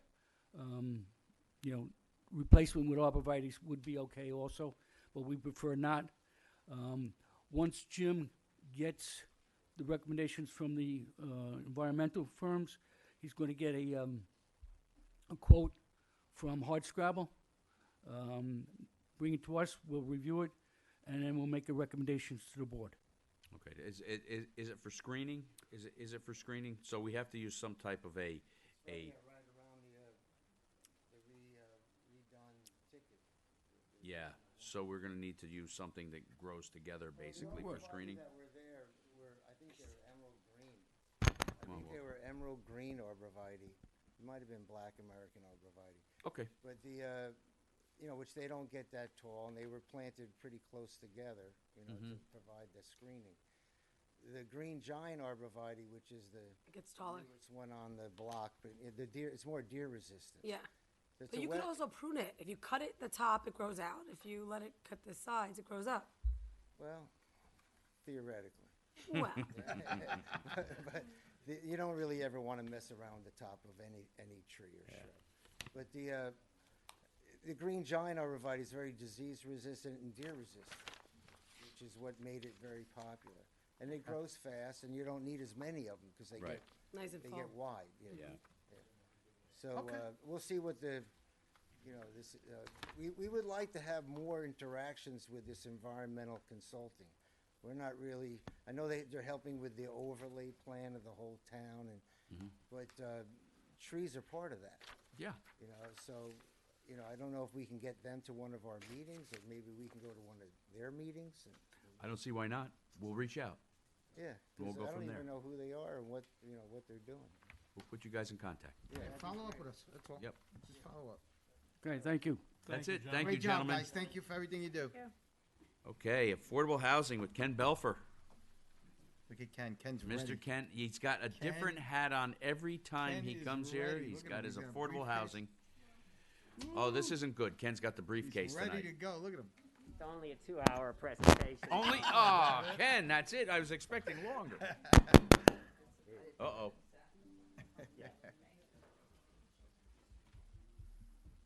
Okay. When Ken brings the briefcase, this is serious stuff now. No way you know. Okay. Good evening. Good evening, Ken. So with me today are two of the Hold members. on one second, Ken. Can we take the conversations out so we can concentrate on this one, please? With me tonight are two members of the Community Housing Board, Sarah and Maura, and also attending tonight, and we've asked them to come up, and if they would like to speak after we're done, if you would like to hear from them, is the daughter of the original owner of the affordable housing unit that we're talking about today, and her husband, so it's Corinne and Zach. Hi, Corinne and Zach. Hey, guys. So, a little background. Stony Hollow Woods subdivision was developed in the mid-1990s on Stony Street. The developer was required to contribute one affordable unit as part of his approvals for the subdivision. And instead of building a brand new unit in that subdivision, this parcel was at the entrance of the subdivision and had an existing very small single-family house. And he provided that, and that was accepted as his contribution of affordable housing. So one home was sold in 1995 there.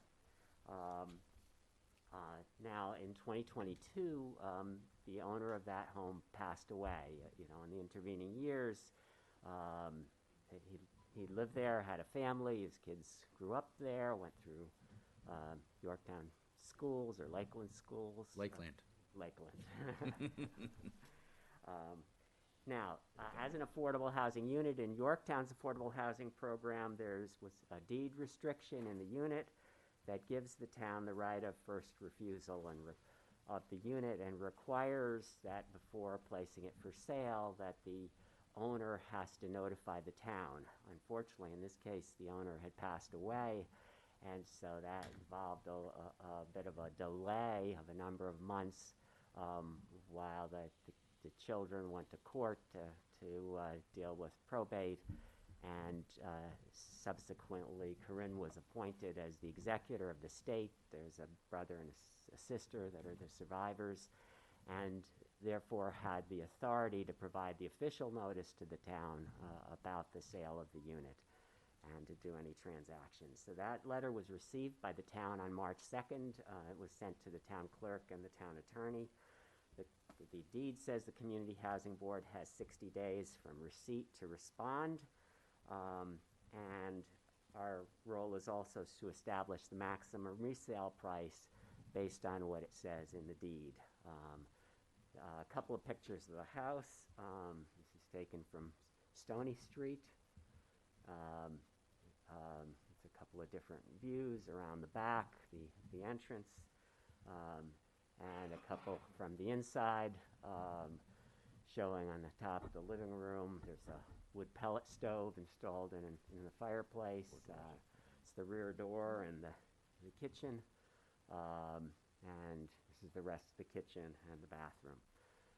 So that's just a bird's eye view. It's a very small house. It's under 1,000 square feet. It's 2 bedrooms, and they're very small bedrooms, actually.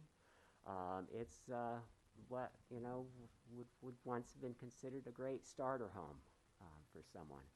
And I hope that's what this served as for the Coprosito family. So our job was to establish the resale price, and we did that. The house was purchased in 1995 for $110,000 by the family.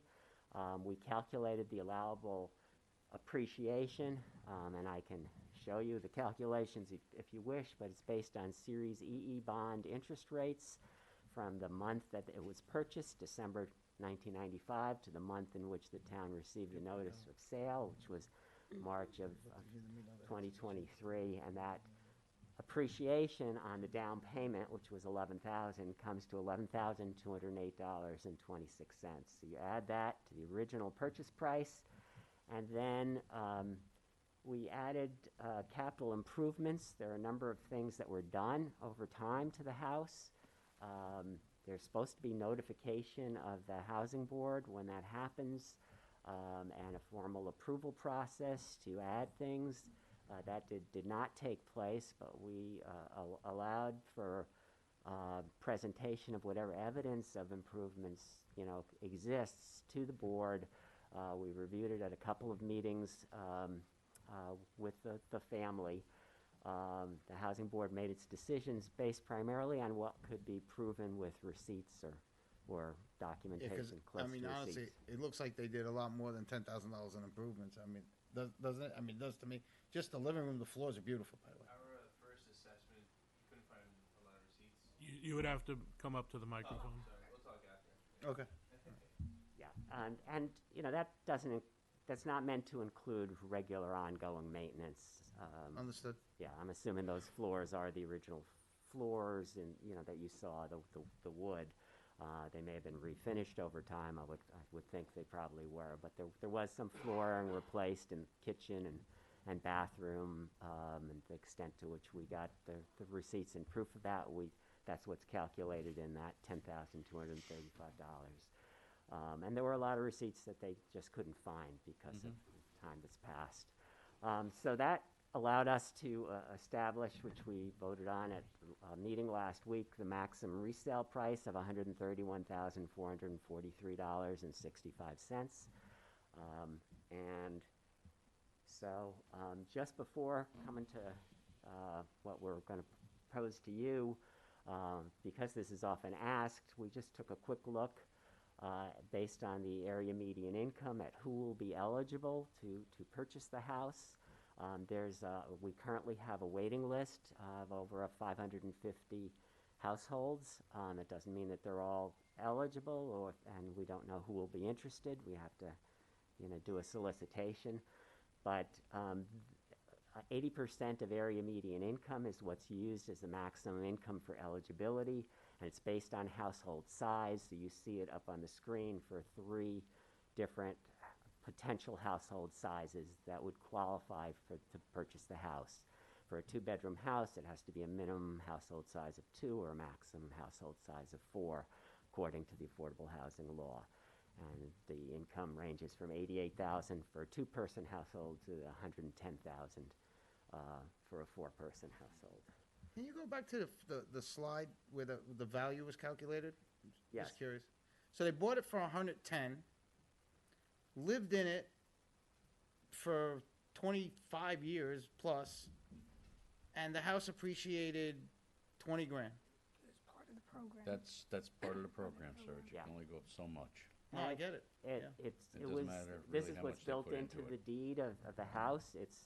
It's actually, it was intended that way at the time, and Oh, no, I understand. I just it wanna- is a very limited appreciation. And, you know, unfortunately for the family, when they're exiting, all these years they're able to accumulate, you know, principal theoretically and Understood. I just everything want to that get my any eyes other on it. homeowner can do, but it's a very limited appreciation provided for in the deed restrictions. And the benefit of that is that it gives another very, very affordable homeownership opportunity for another household. So the next slide shows if two people are maybe I got this wrong in my head. So if two people are moving in, they have to make a combined 88 grand? No more than. No more than that. Yeah, this isn't a minimum, this is a maximum, so. Oh, I got you. Okay, yeah, 'cause I Presumably, was- it's whoever can qualify for a mortgage. So what is the ultimately. minimum? Is there a minimum? We don't set a minimum, Okay. but really the market sets that because somebody has to be able to complete a sale transaction, you know, with getting a mortgage in the marketplace. There are mortgage products designed for affordable housing, but nevertheless, you have to be able to meet your, you know, your Yeah, no, I understand. principal, Yeah. interest, taxes, and insurance payments. Sure. And if you don't make that calculation for the, you know, you can't afford it. You don't get the But- loan. But there's a nice range, I would think, of households that can afford this between that maximum income and, you know, who could. Okay. And I have Thank a you. question. This is part of the original affordable housing program, and I could be wrong, but I thought that the first people who were available to get it would be our resident volunteer firefighters, policemen. Wasn't that the way it was originally set up?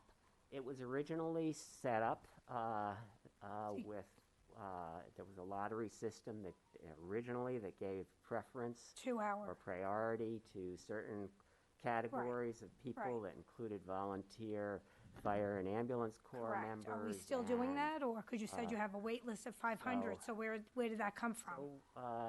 Since then, you know, the world has changed, and there's much more awareness of fair housing laws. The county was sued. The town of Yorktown was actually sued over their Section 8 program, and there was a settlement. And part of the terms of that settlement was Yorktown had to change or agreed to change its affordable housing laws to eliminate any of those preferences. Okay. So there are no such preferences. Now, out of those 550, we sold a house about 2 years ago. Went through the list. There were people that looked at it that came from as far away as Brooklyn, to be honest. There was just about, you know, people of all different races and backgrounds, and it was a Yorktown resident, a current Yorktown resident, who wound up being the buyer. So there's no predicting that. Right. But, you know, it's also partly based on where the need is and where the demand is. And just saw a very interesting statistic of the 750 units that the county had to build as part of the county settlement. They looked at where the people who got those units, the for sale or for rent affordable units that are scattered in various communities around the county, from Pelham, you know, to North Salem, and the community that was had the second most people getting those affordable units was Yorktown, believe it or not. The community of origin of number one was Yonkers, and number two was Yorktown. How are you going to go through those 500 people? What is your process? So when the applications were received, a lottery was conducted, which made it just a completely random lottery that set the order. And Yeah, 2 years ago. There have been applications received Right, since that are date stamped. The process will be to take the first 100, 150, send them a letter saying, here's the house, this would be this is basic information about it, this is the sales price, let us know if you're interested. If they're interested, we call them in to do income qualification. We don't just take their word, and actually the town Section 8 director will be doing work for the Community Housing Board, paid for through the Affordable Housing Trust Fund, by the way, separate from her position, to do the income eligibility screening. So somebody who's an expert at doing that already. So basically, we have all these administrative duties that we have to do, but it's your duty to make a decision to exercise the town's right of first refusal, if you choose to do so, and at the same time you can choose to assign that right. In other words, the town has a right to actually purchase the unit, to write a check and buy the unit, but you also can exercise your right and then assign that right to an eligible household. I just have one question, maybe this goes to you. Waiting list. Is the law, if the owner passes away and the children choose to stay there, are they able to stay for next of kin, or do they have to sell? I don't. Well, I know there's a deed, but I'm wondering if it's I don't transferred. know. I'd have to pull it up, but there are restrictions on continued occupancy, I believe, if you're not eligible. I don't think anyone. The bottom line is, I don't think anyone gets kicked out. I think ultimately, no. No, I'm just curious. Like, if your kids meet the criteria, are they able to continue staying there, or would they have to leave? We thought about the same thing, and actually the family thought about the same thing, because the daughter had already gotten married, moved out, but the son was still living in the house with I his see it. dad. And the first conversation I had was with the son, and he said, "Can I stay? Would I have to apply and come off of the list? Do I have to be eligible to stay?" And we never, had a definitive answer for him. It was our inclination that he probably would be able to stay. Oh, okay, good. Well, I mean, But then, for family reasons, they chose not to do that. well, in this situation, they chose not to, but I mean, in other situations, it would be contrary to housing to, throw people out. I mean, you can't do that, right? I mean, he that's grew not- up that in wouldn't be he right. grew up in the house. Yeah, That would be right. He grew up in the house and was still living there. At the time his dad passed away. So Yeah. So anyway, that's our presentation, and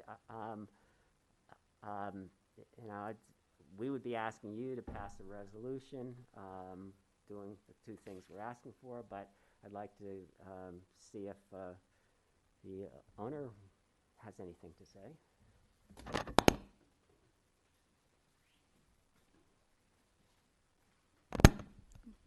Thank you, Ken. I appreciate the time to speak today. I thought long and hard, and if I wanted to be honest. First, I want to say Ken and the Housing Board team, they've been terrific and very diligent in working with me in this very sensitive time for the past 6 or 9 months. So I'm just going to speak candidly. I hope you're willing to hear it. I grew up in that home. My entire life, I knew this was affordable housing. In 1995, if I were not 2 years old, I would stop my father from buying this home. I would. I think we have to take a look at the affordable housing program and the way that it's run. That's just my opinion from being in the home and in this situation now. My father put down a down payment of $11,000, and that is all that has appreciated in that amount of time. And it's appreciated at the bond rate. So he could have just bought a bond for $11,000, and that's where we would be today. So we're in the same scenario.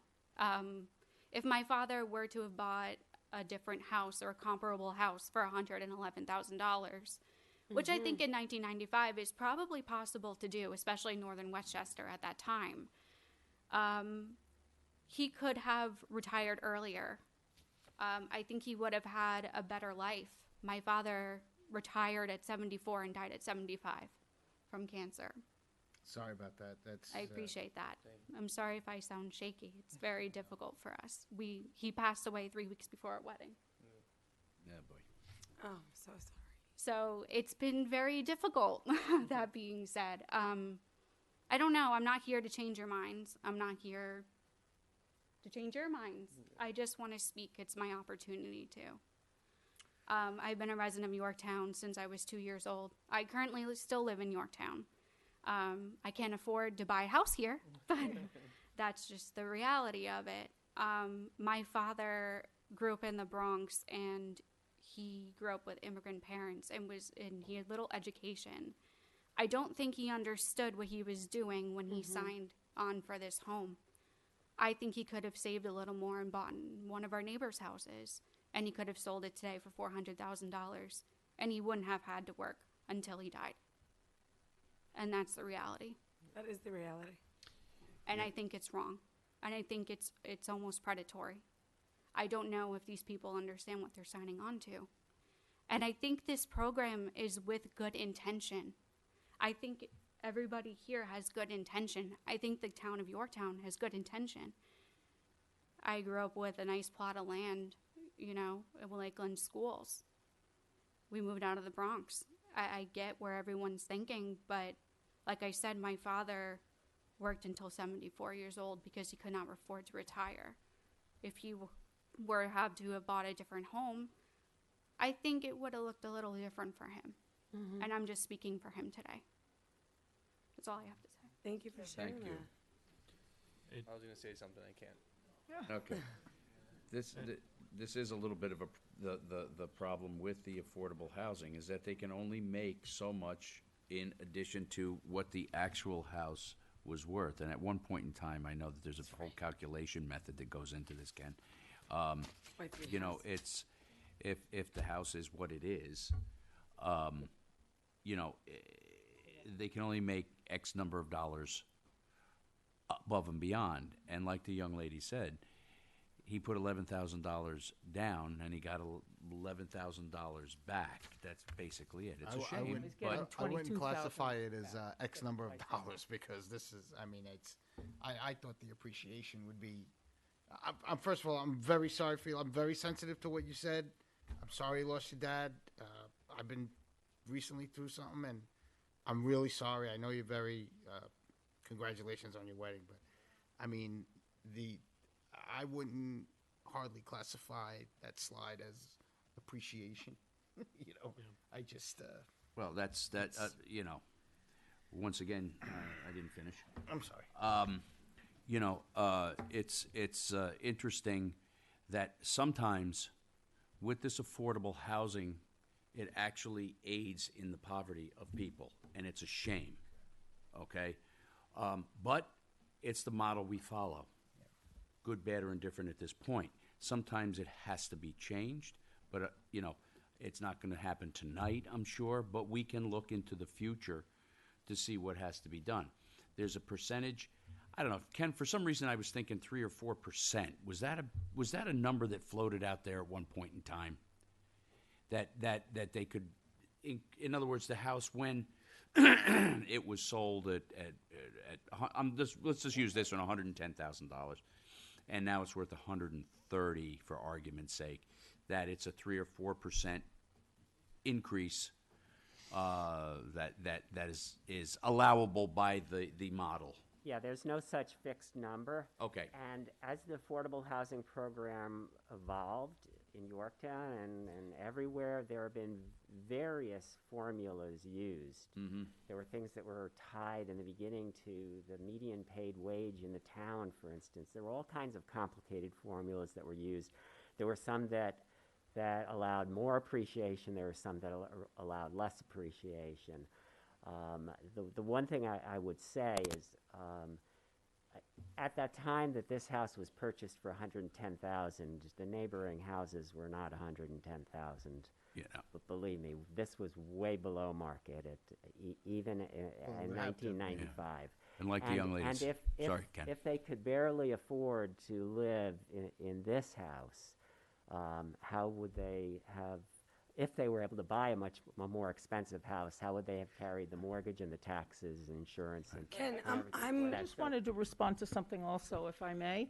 First of all, they're not getting 11,000 back. They're getting the deposit, which is part of the 110, plus an additional 11,000, so they're getting twice that.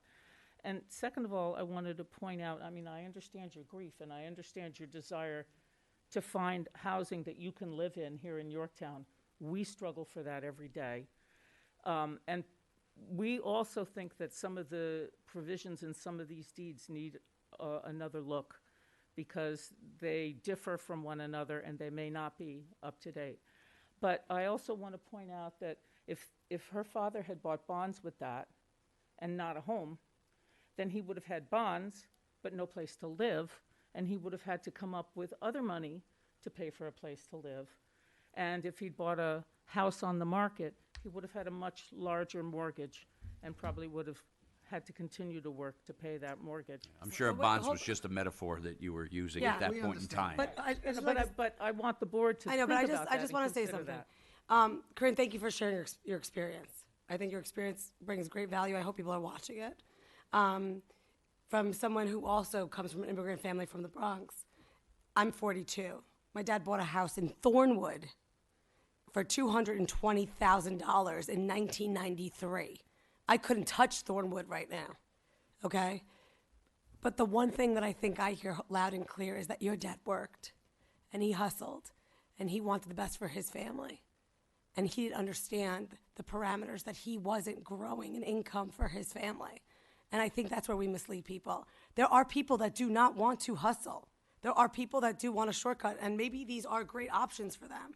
But you need to get the clear picture.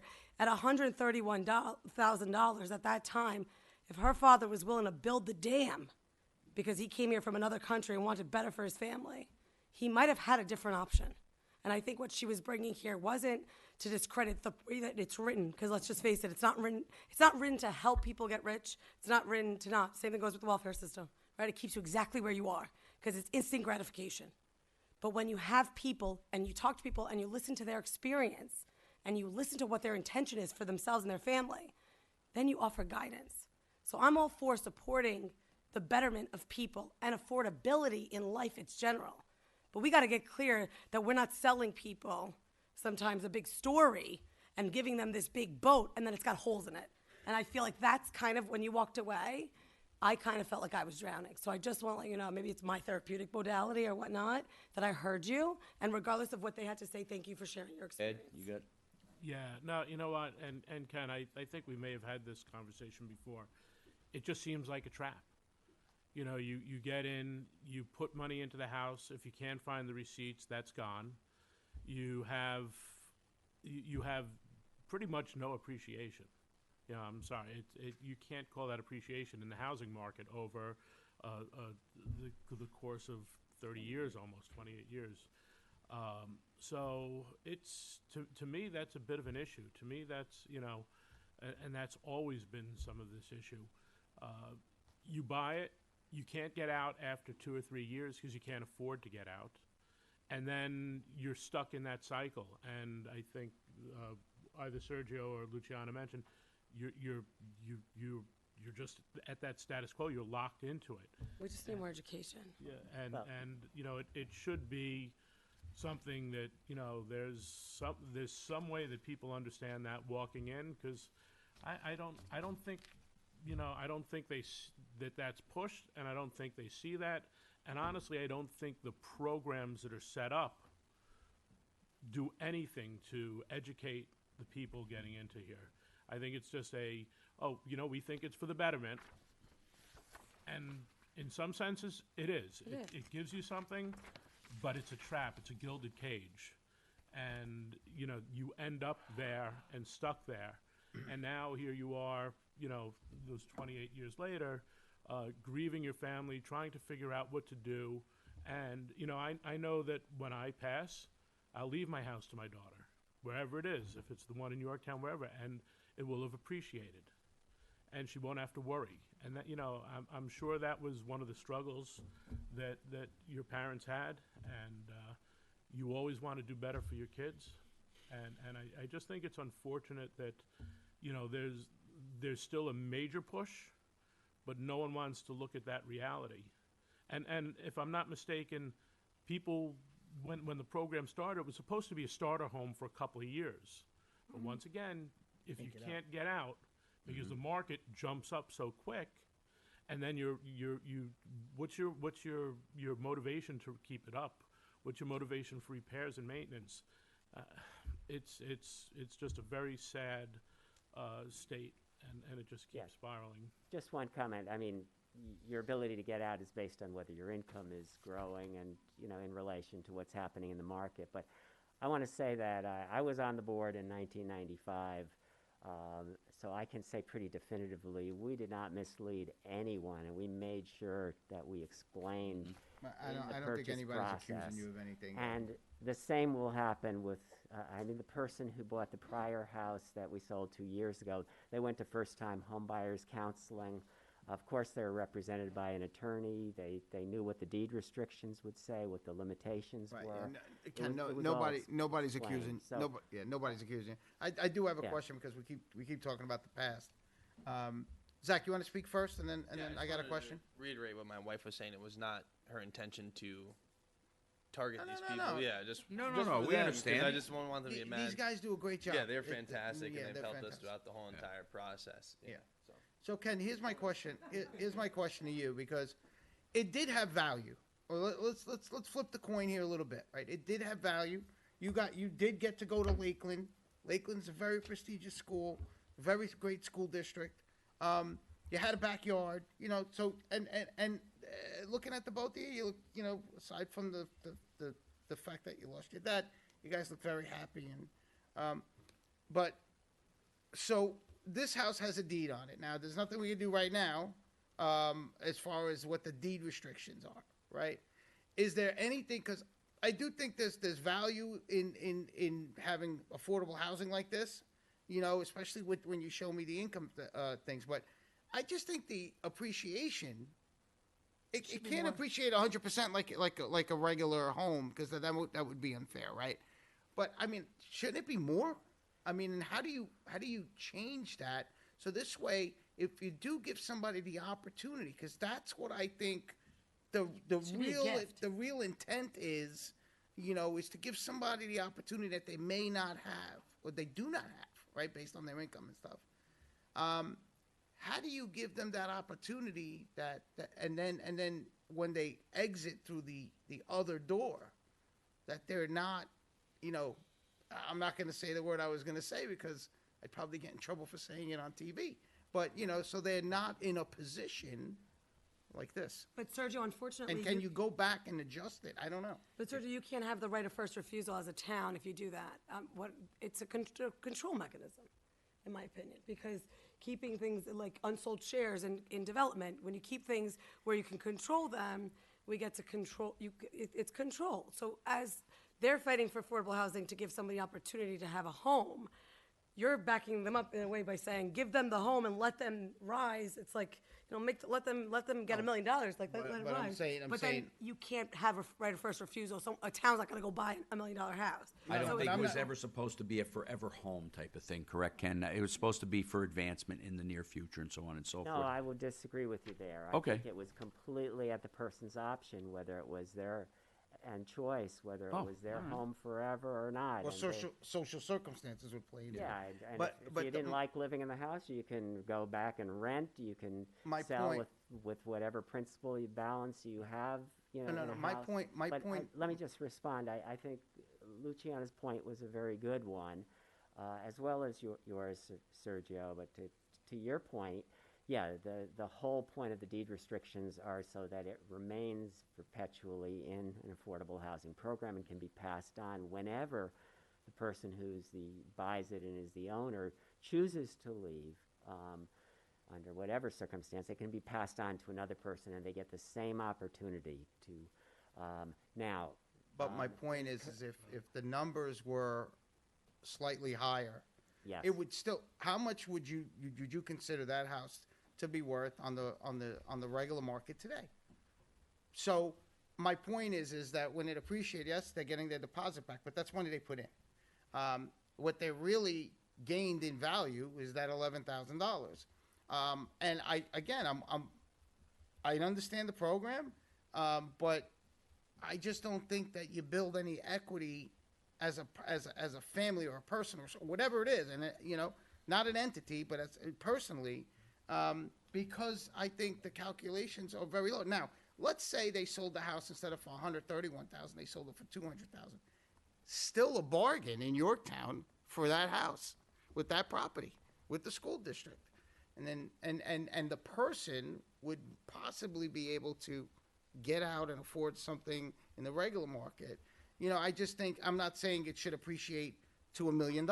I'm just saying that, the appreciation is that's why that slide caught my eye. Yeah. It was like shockingly low. Absolutely. And the house would still remain in the affordable housing realm, because it would still be a bargain. That house is probably worth $400,000.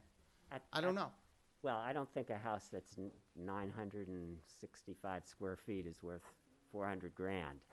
However, I don't think it is in Yorktown, despite Yorktown's prices. But your point is a good one, and I think Yorktown's program and programs in general have evolved tremendously. Some of the first units in Yorktown, the appreciation was set so poorly that the first resale, it was over the market. The affordable rent by the calculations was over the market. Yeah. So you can have a range, and it's difficult to predict if you base it on CPI, what the inflation rate's going to be over time, and how that's going to relate to the general inflation rate versus the housing market appreciation. But yes, this was at the extreme low end of the spectrum. And I think if a brand new affordable house came into the program in Yorktown, we would probably have a different set of deed restrictions starting up with that. But it would have to be looked at very carefully if the intent was to keep it affordable from one owner to the next. So I guess our thing right now would be we'd want to make a decision on whether we want to have first refusal in buying the piece of property, or we want to keep it back in the affordable housing bank, so to speak. Is that correct?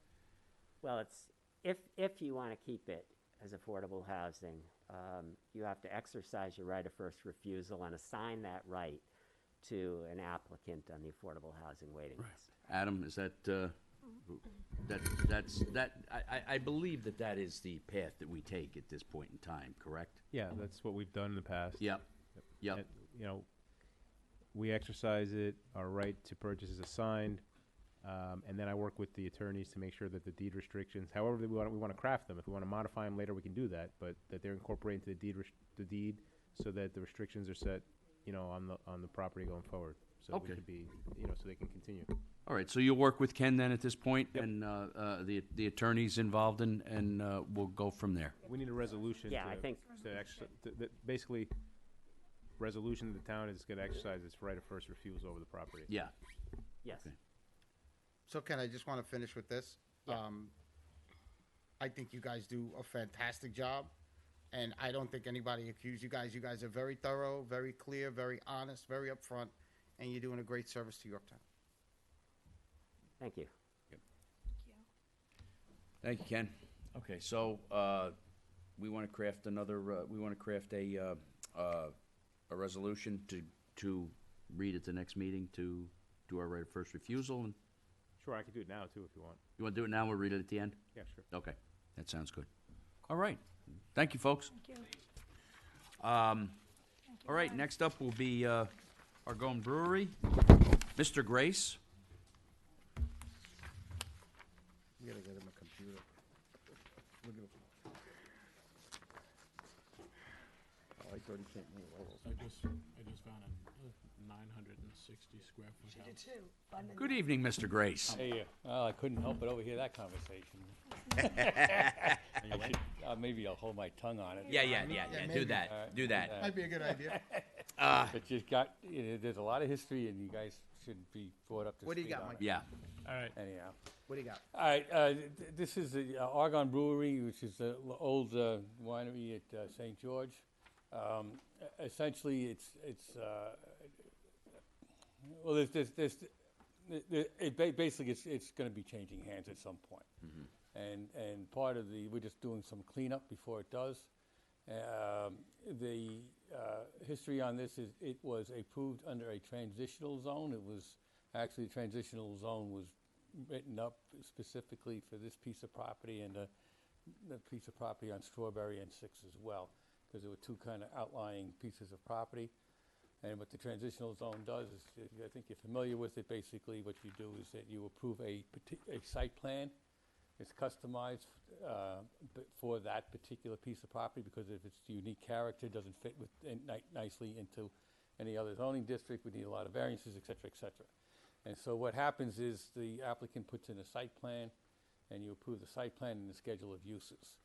So the site plan for the winery was approved. Right, I remember that. Right, and so part of the issue for the winery property was always parking. And there was a strip of DOT property that abutted the winery property that extends along Route 6. It's a straight piece of property that DOT is looking to unload to the owners. And but dealing with the state and this Office of Real Property is always an arduous task, takes years, et cetera, et cetera. So there was a lease agreement, and the bottom line is that in order to convey the property, that issue was looking to be settled and still in the process of being settled, but we want to go through with the conveyance. So we recently, there was also a land swap between a piece of the Artizone wetland and the winery property. They gave you a much better part of land that abuts the outlet of Mohegan, and they're taking a piece that augments the parking to the east. Long and short of it is that the new owners want to be assured that should the DOT property fall through, in other words, the Office of Real Property doesn't get to write up a formal lease agreement, or for whatever reason that becomes tenuous, they want to make sure that in the long run that their use and occupancy of the building as it's been approved won't go away. And so that really requires a change in the approval that you gave to allow for, I think it's 32 spaces, parking spaces, where 34 was otherwise, or 38 was required. So it's a shortage of 2 parking spaces. So without the DOT property, they're 2 spaces short of what they would have to be under the the approval that was given in the transitional zone. The remaining DOT property, which they do use for parking, is in excess of what was required for the approval. So they have more. Right. So what we need from the town board is an amendment or an addenda to the approved site plan that would allow the use and occupancy to continue, notwithstanding what the relationship is between that property owner and the DOT property that was used for overflow parking. We discussed it with the planning board and John Tegeter, the planning department, just the planning department, which is just our advisory, because you are the approving authority on all of this. This is your baby, because it's a transitional zone. So Mike, they did it, right? They did a parkland alienation already? Yes, we did that at round 1. We've done that. The deeds have been prepared. The deeds were never I'm filed. looking at my notes, because we went through the title search, and the title search came back that land swap didn't occur. So the deeds have been prepared. I've already provided copies of those deeds. I'm getting the transfer docs done. So are you asking for more parkland? No. So what happens is that swap occurs. They don't want to get shut down. There's just a little finger, a peninsula of property. I thought that was wetlands. It's not wetlands. No. That's actually abuts Route 6, and it's a piece of DOT property that would be would essentially be a widening strip to Route 6, if it were anything. Yeah, but you have to have the property. It used to be all bramble and garbage. Yeah.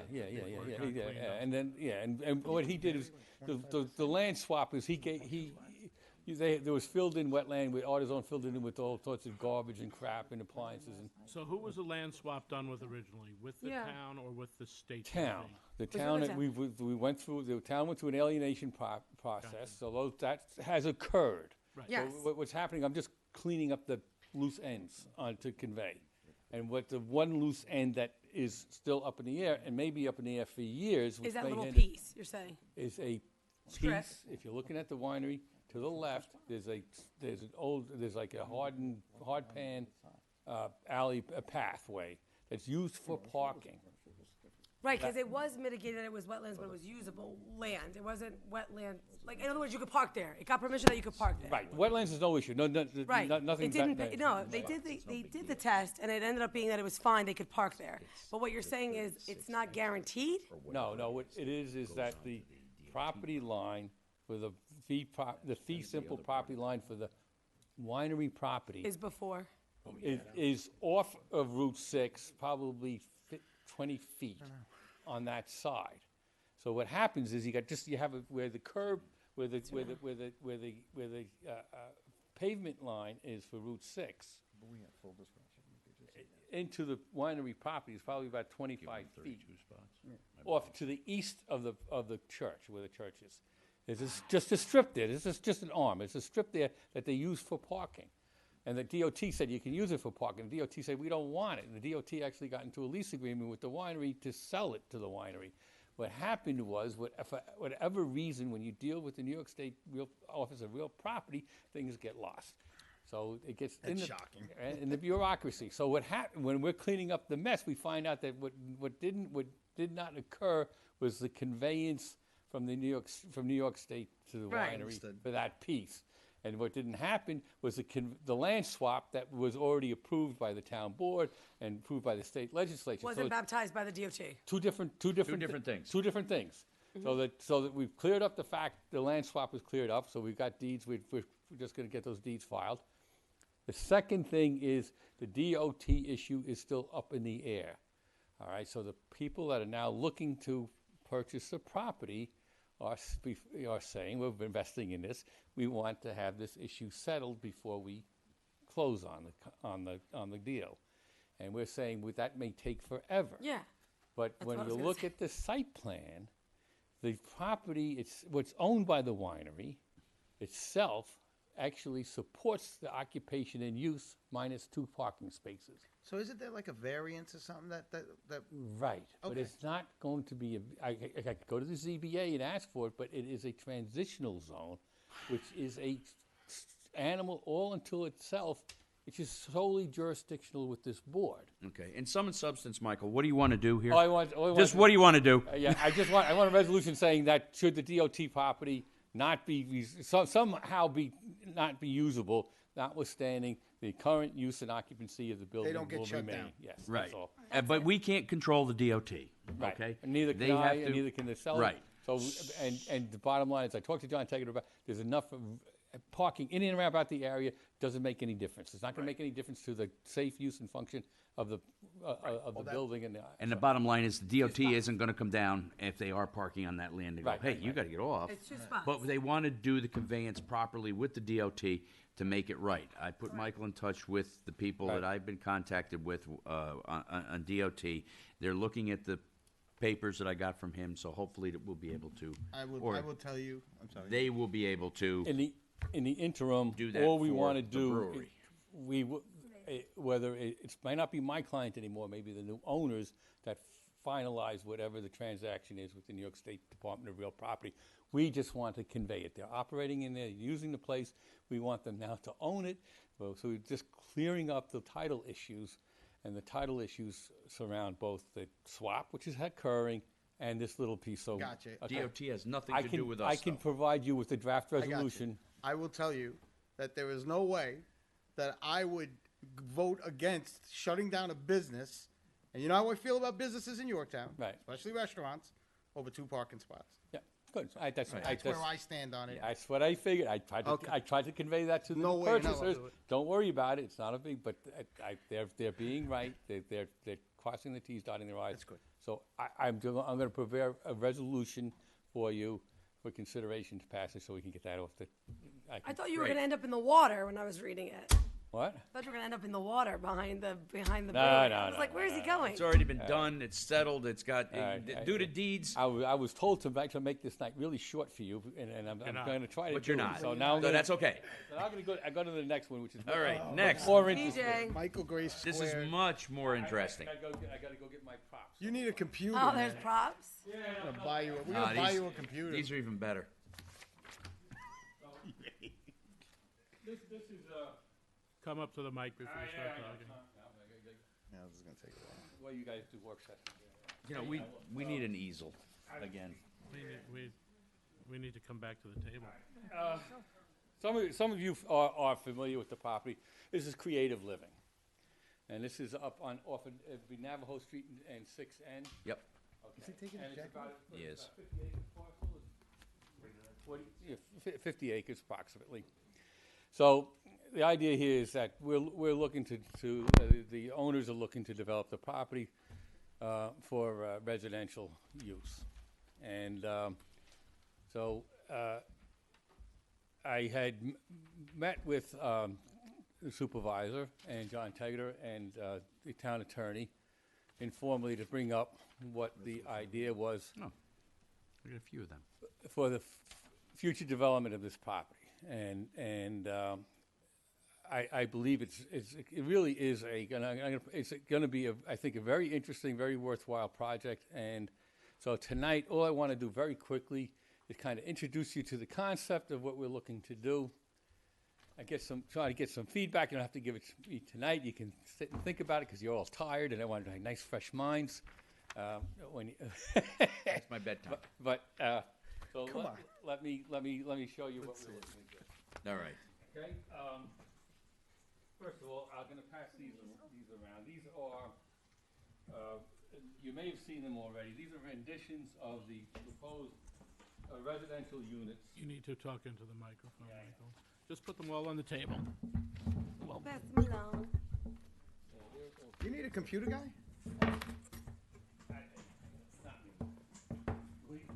This is Navajo, right? What? This is Navajo Yeah. Fields? Navajo Fields, yeah. That's the one I like in particular. Yeah, it's a really nice. The same thing. Yeah, they're all the same. Just give us one of each. We could pass it around. Yeah. We know how to share. That's the one I like personally, but Got it? All right, so we'll go from the big picture to the smaller picture. This is the overview of. what they want to do is propose pump stations and so forth. Get it this way. Someone asked you a question, where are the baseball fields? But that gives the sewers, this whole area. Yeah, no, I know. I know. I don't know where this was. Try not to destroy the boardroom. What? Try not Michael, to- what are you doing? No, do it the old-fashioned.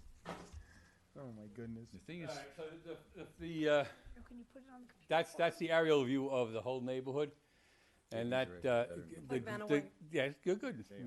Carol Merrill, right? There you go. So if you look at the green little triangle up above, that's the that's the Creative Living property. Okay, and that is to show you basically what the surrounding area is, the neighborhood, the amount of density up there. The proposed density for this project goes to about 4 units per acre, about 8,000 square feet per unit. It's a total of, I believe it's 276 units on 49 acres. And if you're familiar with the property, a lot of it is wet and it's DEC classified wetlands, but there are uplands that are very developable. And there are 3 basic areas that are looking to be developed for common wall or what you would call multifamily type of housing. The owner of the property is very sensitive to the architecture, so we provided kind of renderings of what we think some of the possible architecture would look like, and we're really looking to do. This is a very upscale and very tastefully done architecture, and would get, I think that's extremely important in any project, and certainly in a project. And Mr. Grace, there's rec fees? Oh, you know me and my rec We will fees. go We through. will talk We then. will go through all Hold of it. Let's get through this Yeah. first. All right, so Let's the- not get off so in the weeds. the long and short of it is looking for we're looking for a residential development. Now what is I always think that the town needs to understand or to have a compelling purpose in order to consider a project and to move a project forward. And there's a lot of compelling reasons for us to take a look at this project and the town to look at it very seriously and consider it very seriously. Number one, if we're all familiar with the 6N corridor, and the 6N corridor has its issues, and there are actually quite a few of them. One of the major issues has always been what you do about the Osceola Lake. Its degradation over time, basically from all the runoff, the sewage effluent coming off the hill. It's also, the problem with, and the problem always has been with that little bit of strip of 6N by Wood Street in that area. It's made up of small summer bungalow lots. That's what it was at one time. And so there isn't any, we've always looked at it historically to see what can we do to get that neighborhood up and running and revitalize it. The problem is there's no single piece of property that can create enough critical mass to make a difference anywhere. And that is a real issue, because once you start getting into land, development and you go through the regulatory process, especially when you're up around areas where there are wetlands, it becomes very expensive. You've had that experience. We've all had the experience. We know that.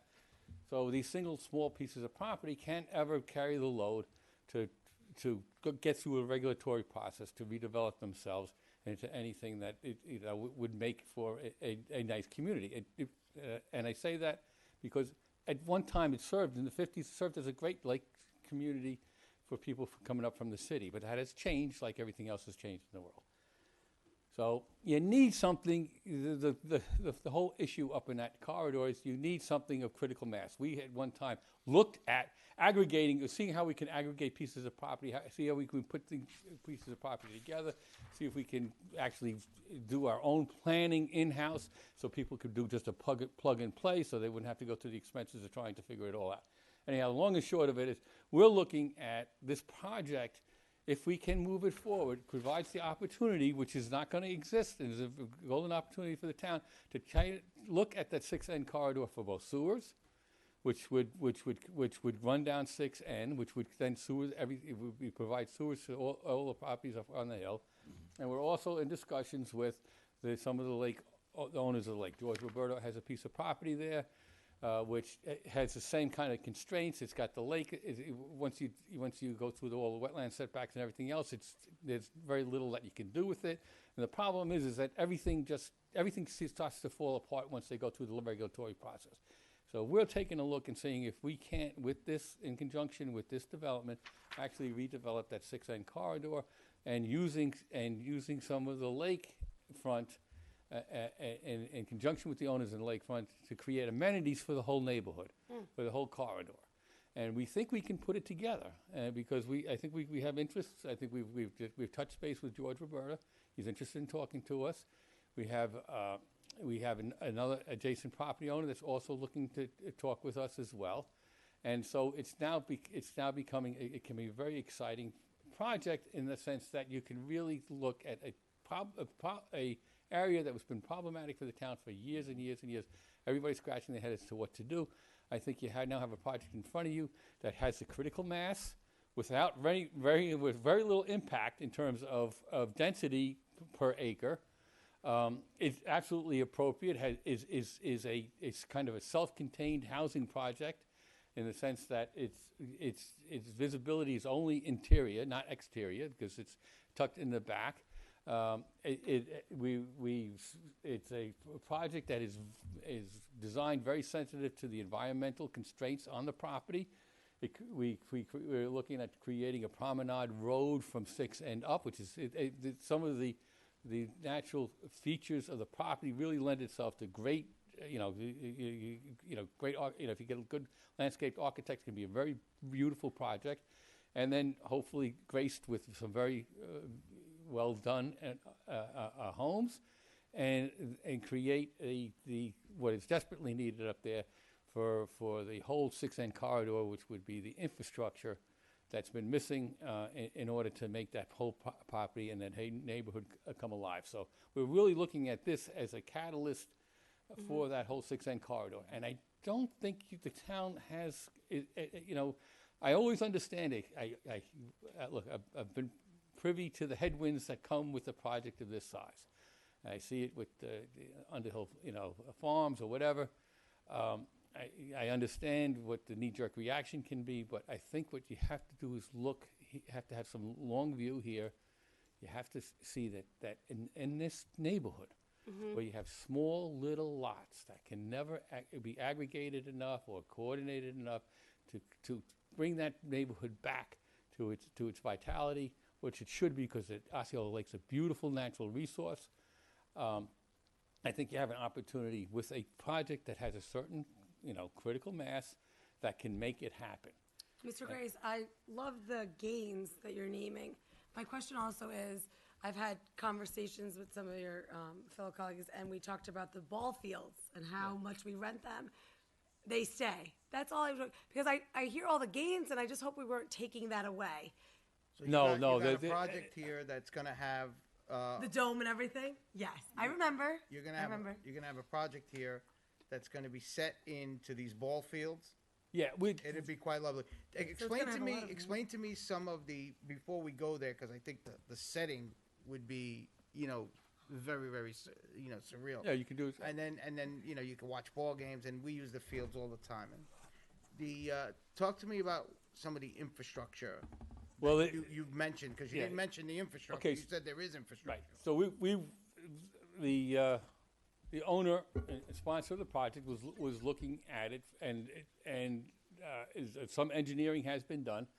There was an idea of going up from where they are right up to 6, rather than down the 6N corridor.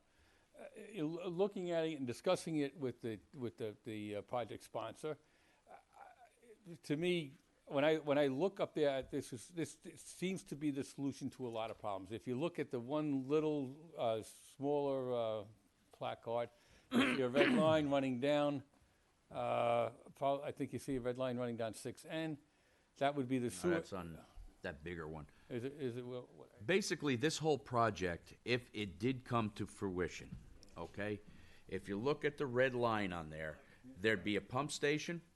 There'd be a sewer line that would connect everything past Lake Osceola and make it connect up into the other sewer line, which goes up into Jefferson Valley, up by the bowling alley, et cetera, and connect into that main trunk line, which would make all the viability of George Roberta's property, or where the Osceola Beach is or was, more attractive to developers that may want to build there. George Roberta at one point in time had come in and wanted to do a restaurant down below, if I'm not mistaken, housing up above. Those plans changed a little bit here and there, but couldn't do it because basically there's no sewer. There's no way to get rid of the septage. So this would then aspire more building, make that area more lovely, instead of just having, at one point it was just construction Well, the thing is that the George Roberta's property, and he came up with a nice plan. It was made difficult because, again, these little slivers of property that some of them were foreclosed on. You had what Willie's Bar, which has been boarded up for years. Yeah. The problem is that's gone.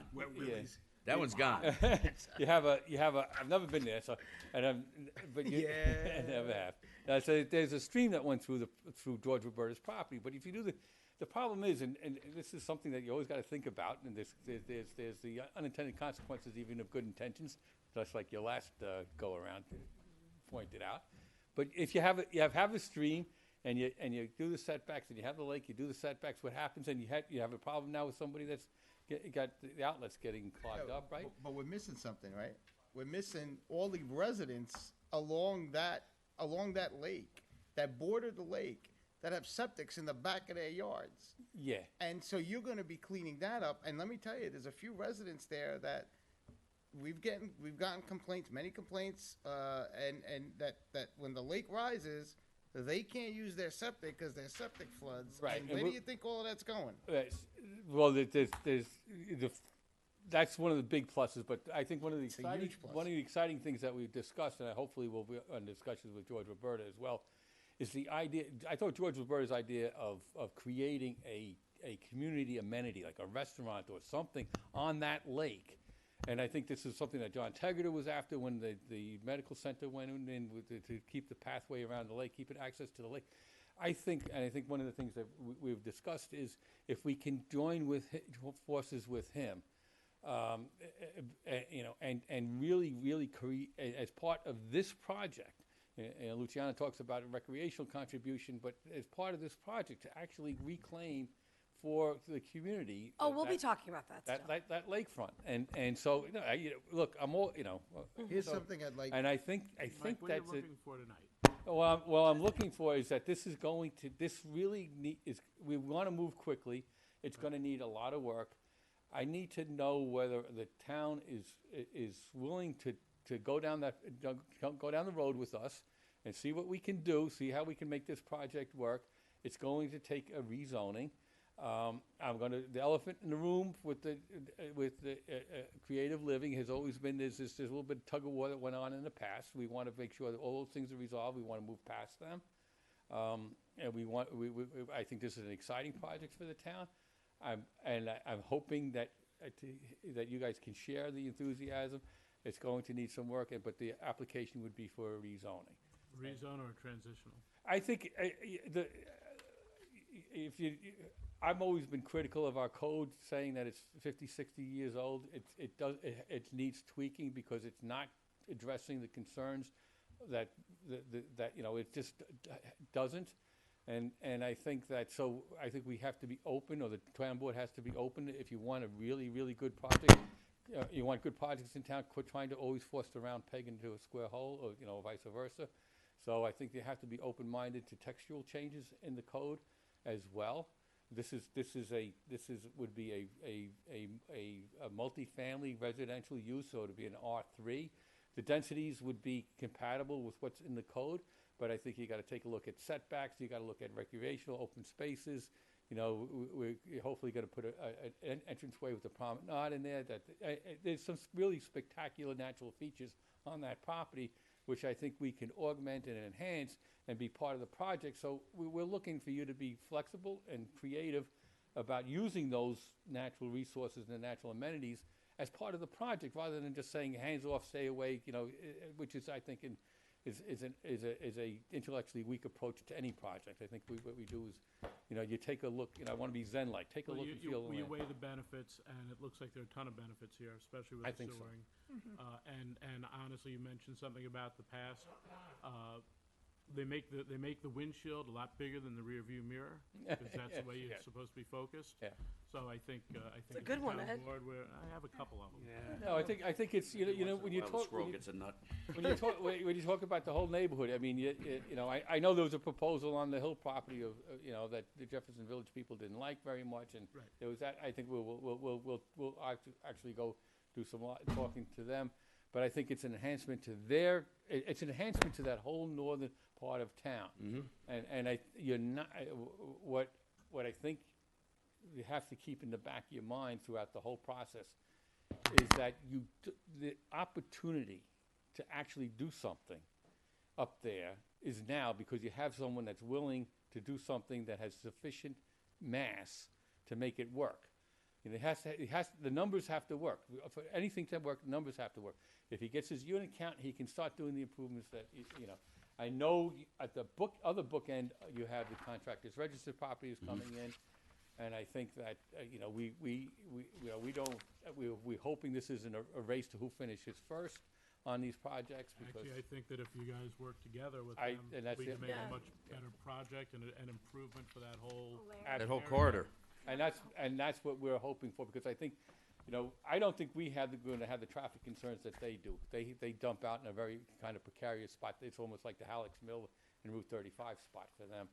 But I don't want to, we're much cleaner and neater in that regard. But I think if we can work together and actually, look for proper and reasonable, contributions towards the infrastructure in that corridor, you can really probably turn that. I think, 6N, it's these old lake communities that they're nostalgic, they're beautiful. One thing they that have I- soul, and we want to resurrect that. One thing that I would ask that you kind of consider as we move forward, since you're planning to border Lake Osceola and do something with George Roberta and all of that, is taking on some of the lake maintenance, because that lake is problematic.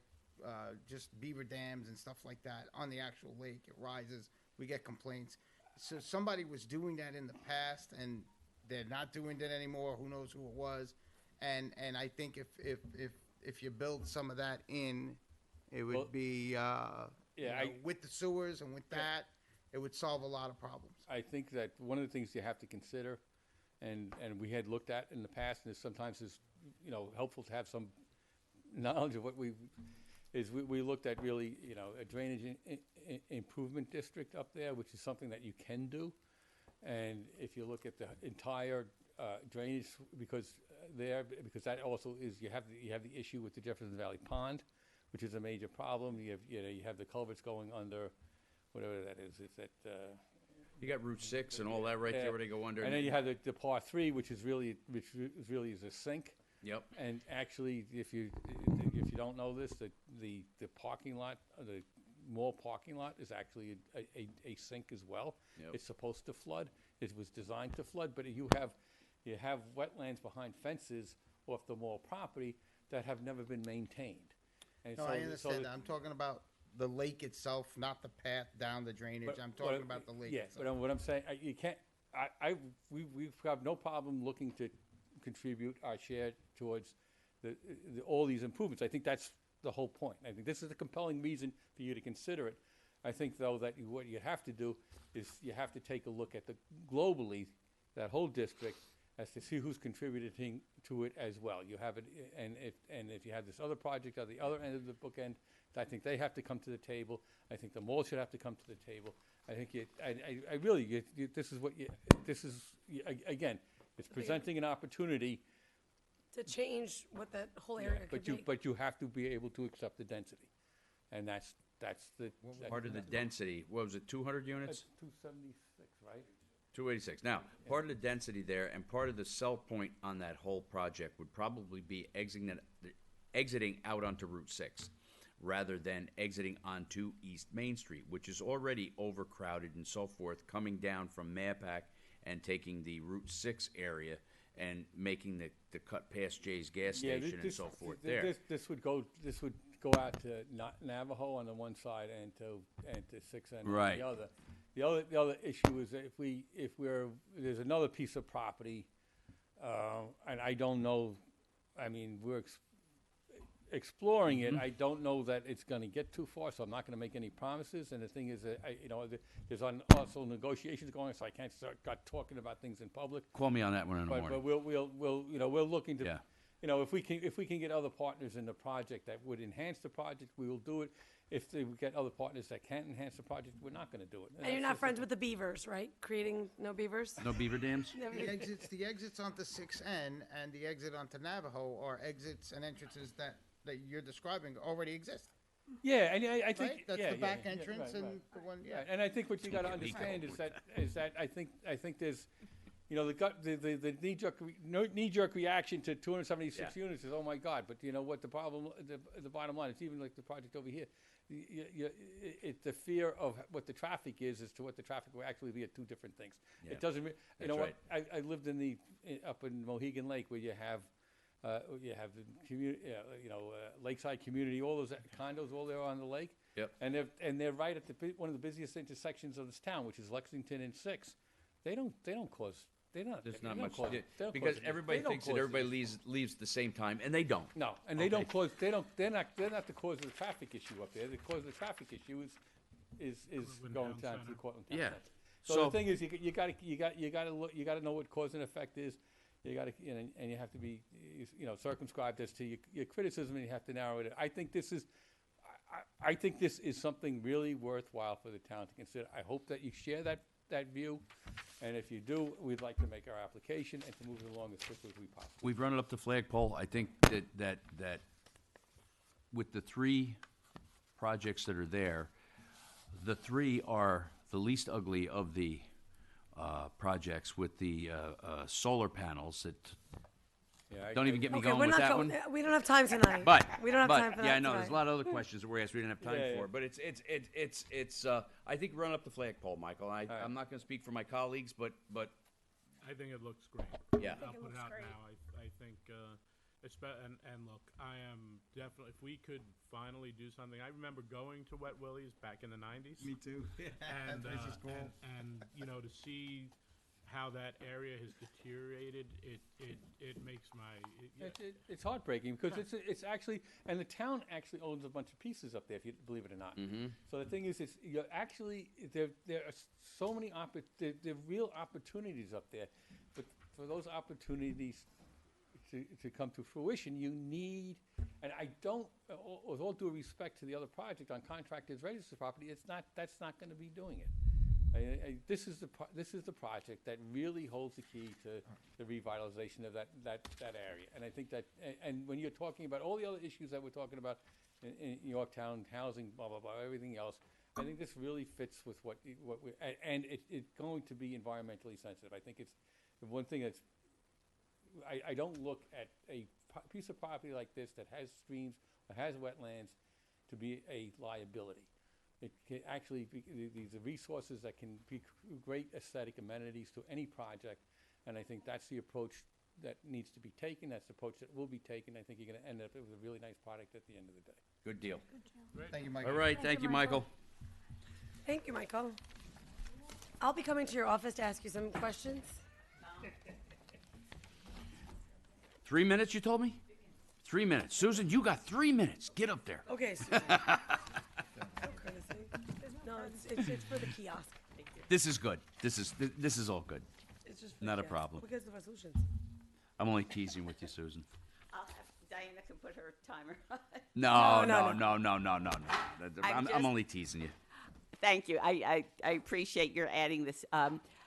I just want to give you an update on our previous discussion about this bridge kiosk plan. And you asked me to give you a better rough estimate before you committed to applying for the Greenway grant, okay? I think it could be no more than $15,000. The biggest expense, there are 2 expenses, the design of the signs and the manufacture. Manufacturing is simple. It's roughly $1,800. There's no issue. I've had 2 rough quotes on the design, far, far, far apart, but we're not committed to that yet. So what I'm asking you today is it's roughly a budget of $15,000. The Greenway grant would be 50. We would apply for 50%. We don't know what we would get. So the town's outlay could be $7,500 to, let's say, maximum $10,000. I can't be precise, but I need your authorization to start the work on the Greenway application, which is due May 3rd. Yorktown Trailtown will do all the work. We'll work with Jim Martirano from Parks, and you have to pass a resolution, but I need you to start, and we wouldn't commit to anything until we found out whether you got the Greenway grant, and then you would make the next decision to go ahead or to say, no, we didn't get the grant or we didn't get enough. Do we want to spend the money? That's all I'm asking. Can't do anything until I think you go ahead and fill out the papers for the grant. Let's see what happens. Yeah. Okay. We might get it, we might not. So it's worth a try. Thank you. That's all I want you to say. I'm less than 3 minutes, okay? Less than 3 minutes. You did a great job. I will be back to you sometime in April to get the resolution about the grant. Because give me a it's your call. grant. It's not Trailtown's grant. We're doing the work, but it's the town's grant. Yeah. Give me a call. We'll check with Pat and we'll find out what the nuances are, if there are any. Not, and at we'll this go from point, there. no. It doesn't cost a penny to submit the do it. grant. Do it. Thanks a lot. All right, Less than you're 3 welcome. minutes. Resolution. No. All right. We're going to go into some resolutions. Everybody ready? This is the heart-thumping part of the whole meeting here tonight, is the resolutions. You guys ready? All right. All right, Assessor's Office, authorization to enter into a tax certiorari agreement. Clerk's Office, authorize the town clerk to advertise for the tow bid. Library, authorize the library director to sign an amended agreement with DP Wolf, Inc. This has to do with the removing a couple air conditioners from the roof so they can fix the roof and putting the air conditioners back on. Supervisor's Office, authorize supervisor to enter into an agreement with Westchester County for bus passenger shelters. Authorize the supervisor to enter into a parking lot license agreement with Washington Prime, which has to do with a car show on May 20th. Authorize the supervisor to enter into an agreement with Westchester County. It didn't go any further. Special enforcement details through the police. Adam, were we going to go forward with this next one? Hanover? No, I think we should shelve that. We want to shelve. Okay, we're going to table that one for tonight. Award bid to Carbon Enterprises for the water pollution control plant, and I got 3 add-on rezos here. First of all, be it resolved that Adam Serrato is hereby appointed to lead maintenance mechanic labor. Job class code 0422-02 with the Water Department effective April 3, 2023. To be paid the rate set forth of the Yorktown CSEA salary schedule A, Group 15, Step 3, which is $83,079 annually. Be it further resolved that this appointment is subject to a probationary period of no more than 12 weeks, commencing on the first date of appointment on April 3rd, 2023. And be it resolved that Thomas R. Byer is hereby appointed contingent permanent as police sergeant. Job class code 0133-01 from eligibility list 78-655, effective March 29th, 2023, to be paid from PBA salary schedule, which is $136,657,000 annually. Be it resolved that this appointment is subject to a probationary period of not less than 12 nor more than 52 weeks, commencing on the first date of appointment on March 29th. Congratulations to Tom and to Adam. Okay, the affordable housing resolved. The town hereby elects to exercise its right of first refusal on the property at 3372 Stony Street, and that the supervisor authorized to execute all documents necessary to assign the town's right to purchase to a designee selected by the town's Community Housing Board for the I'm just trying to read that. Continuation? Oh, is it continuation? Okay. That was the only one I had trouble with, Adam. Your penmanship is beautiful. Yes. I used to get special The penmanship was good, except for that one. No, it's bad. Ready, continuation of the property under the town's affordable housing program.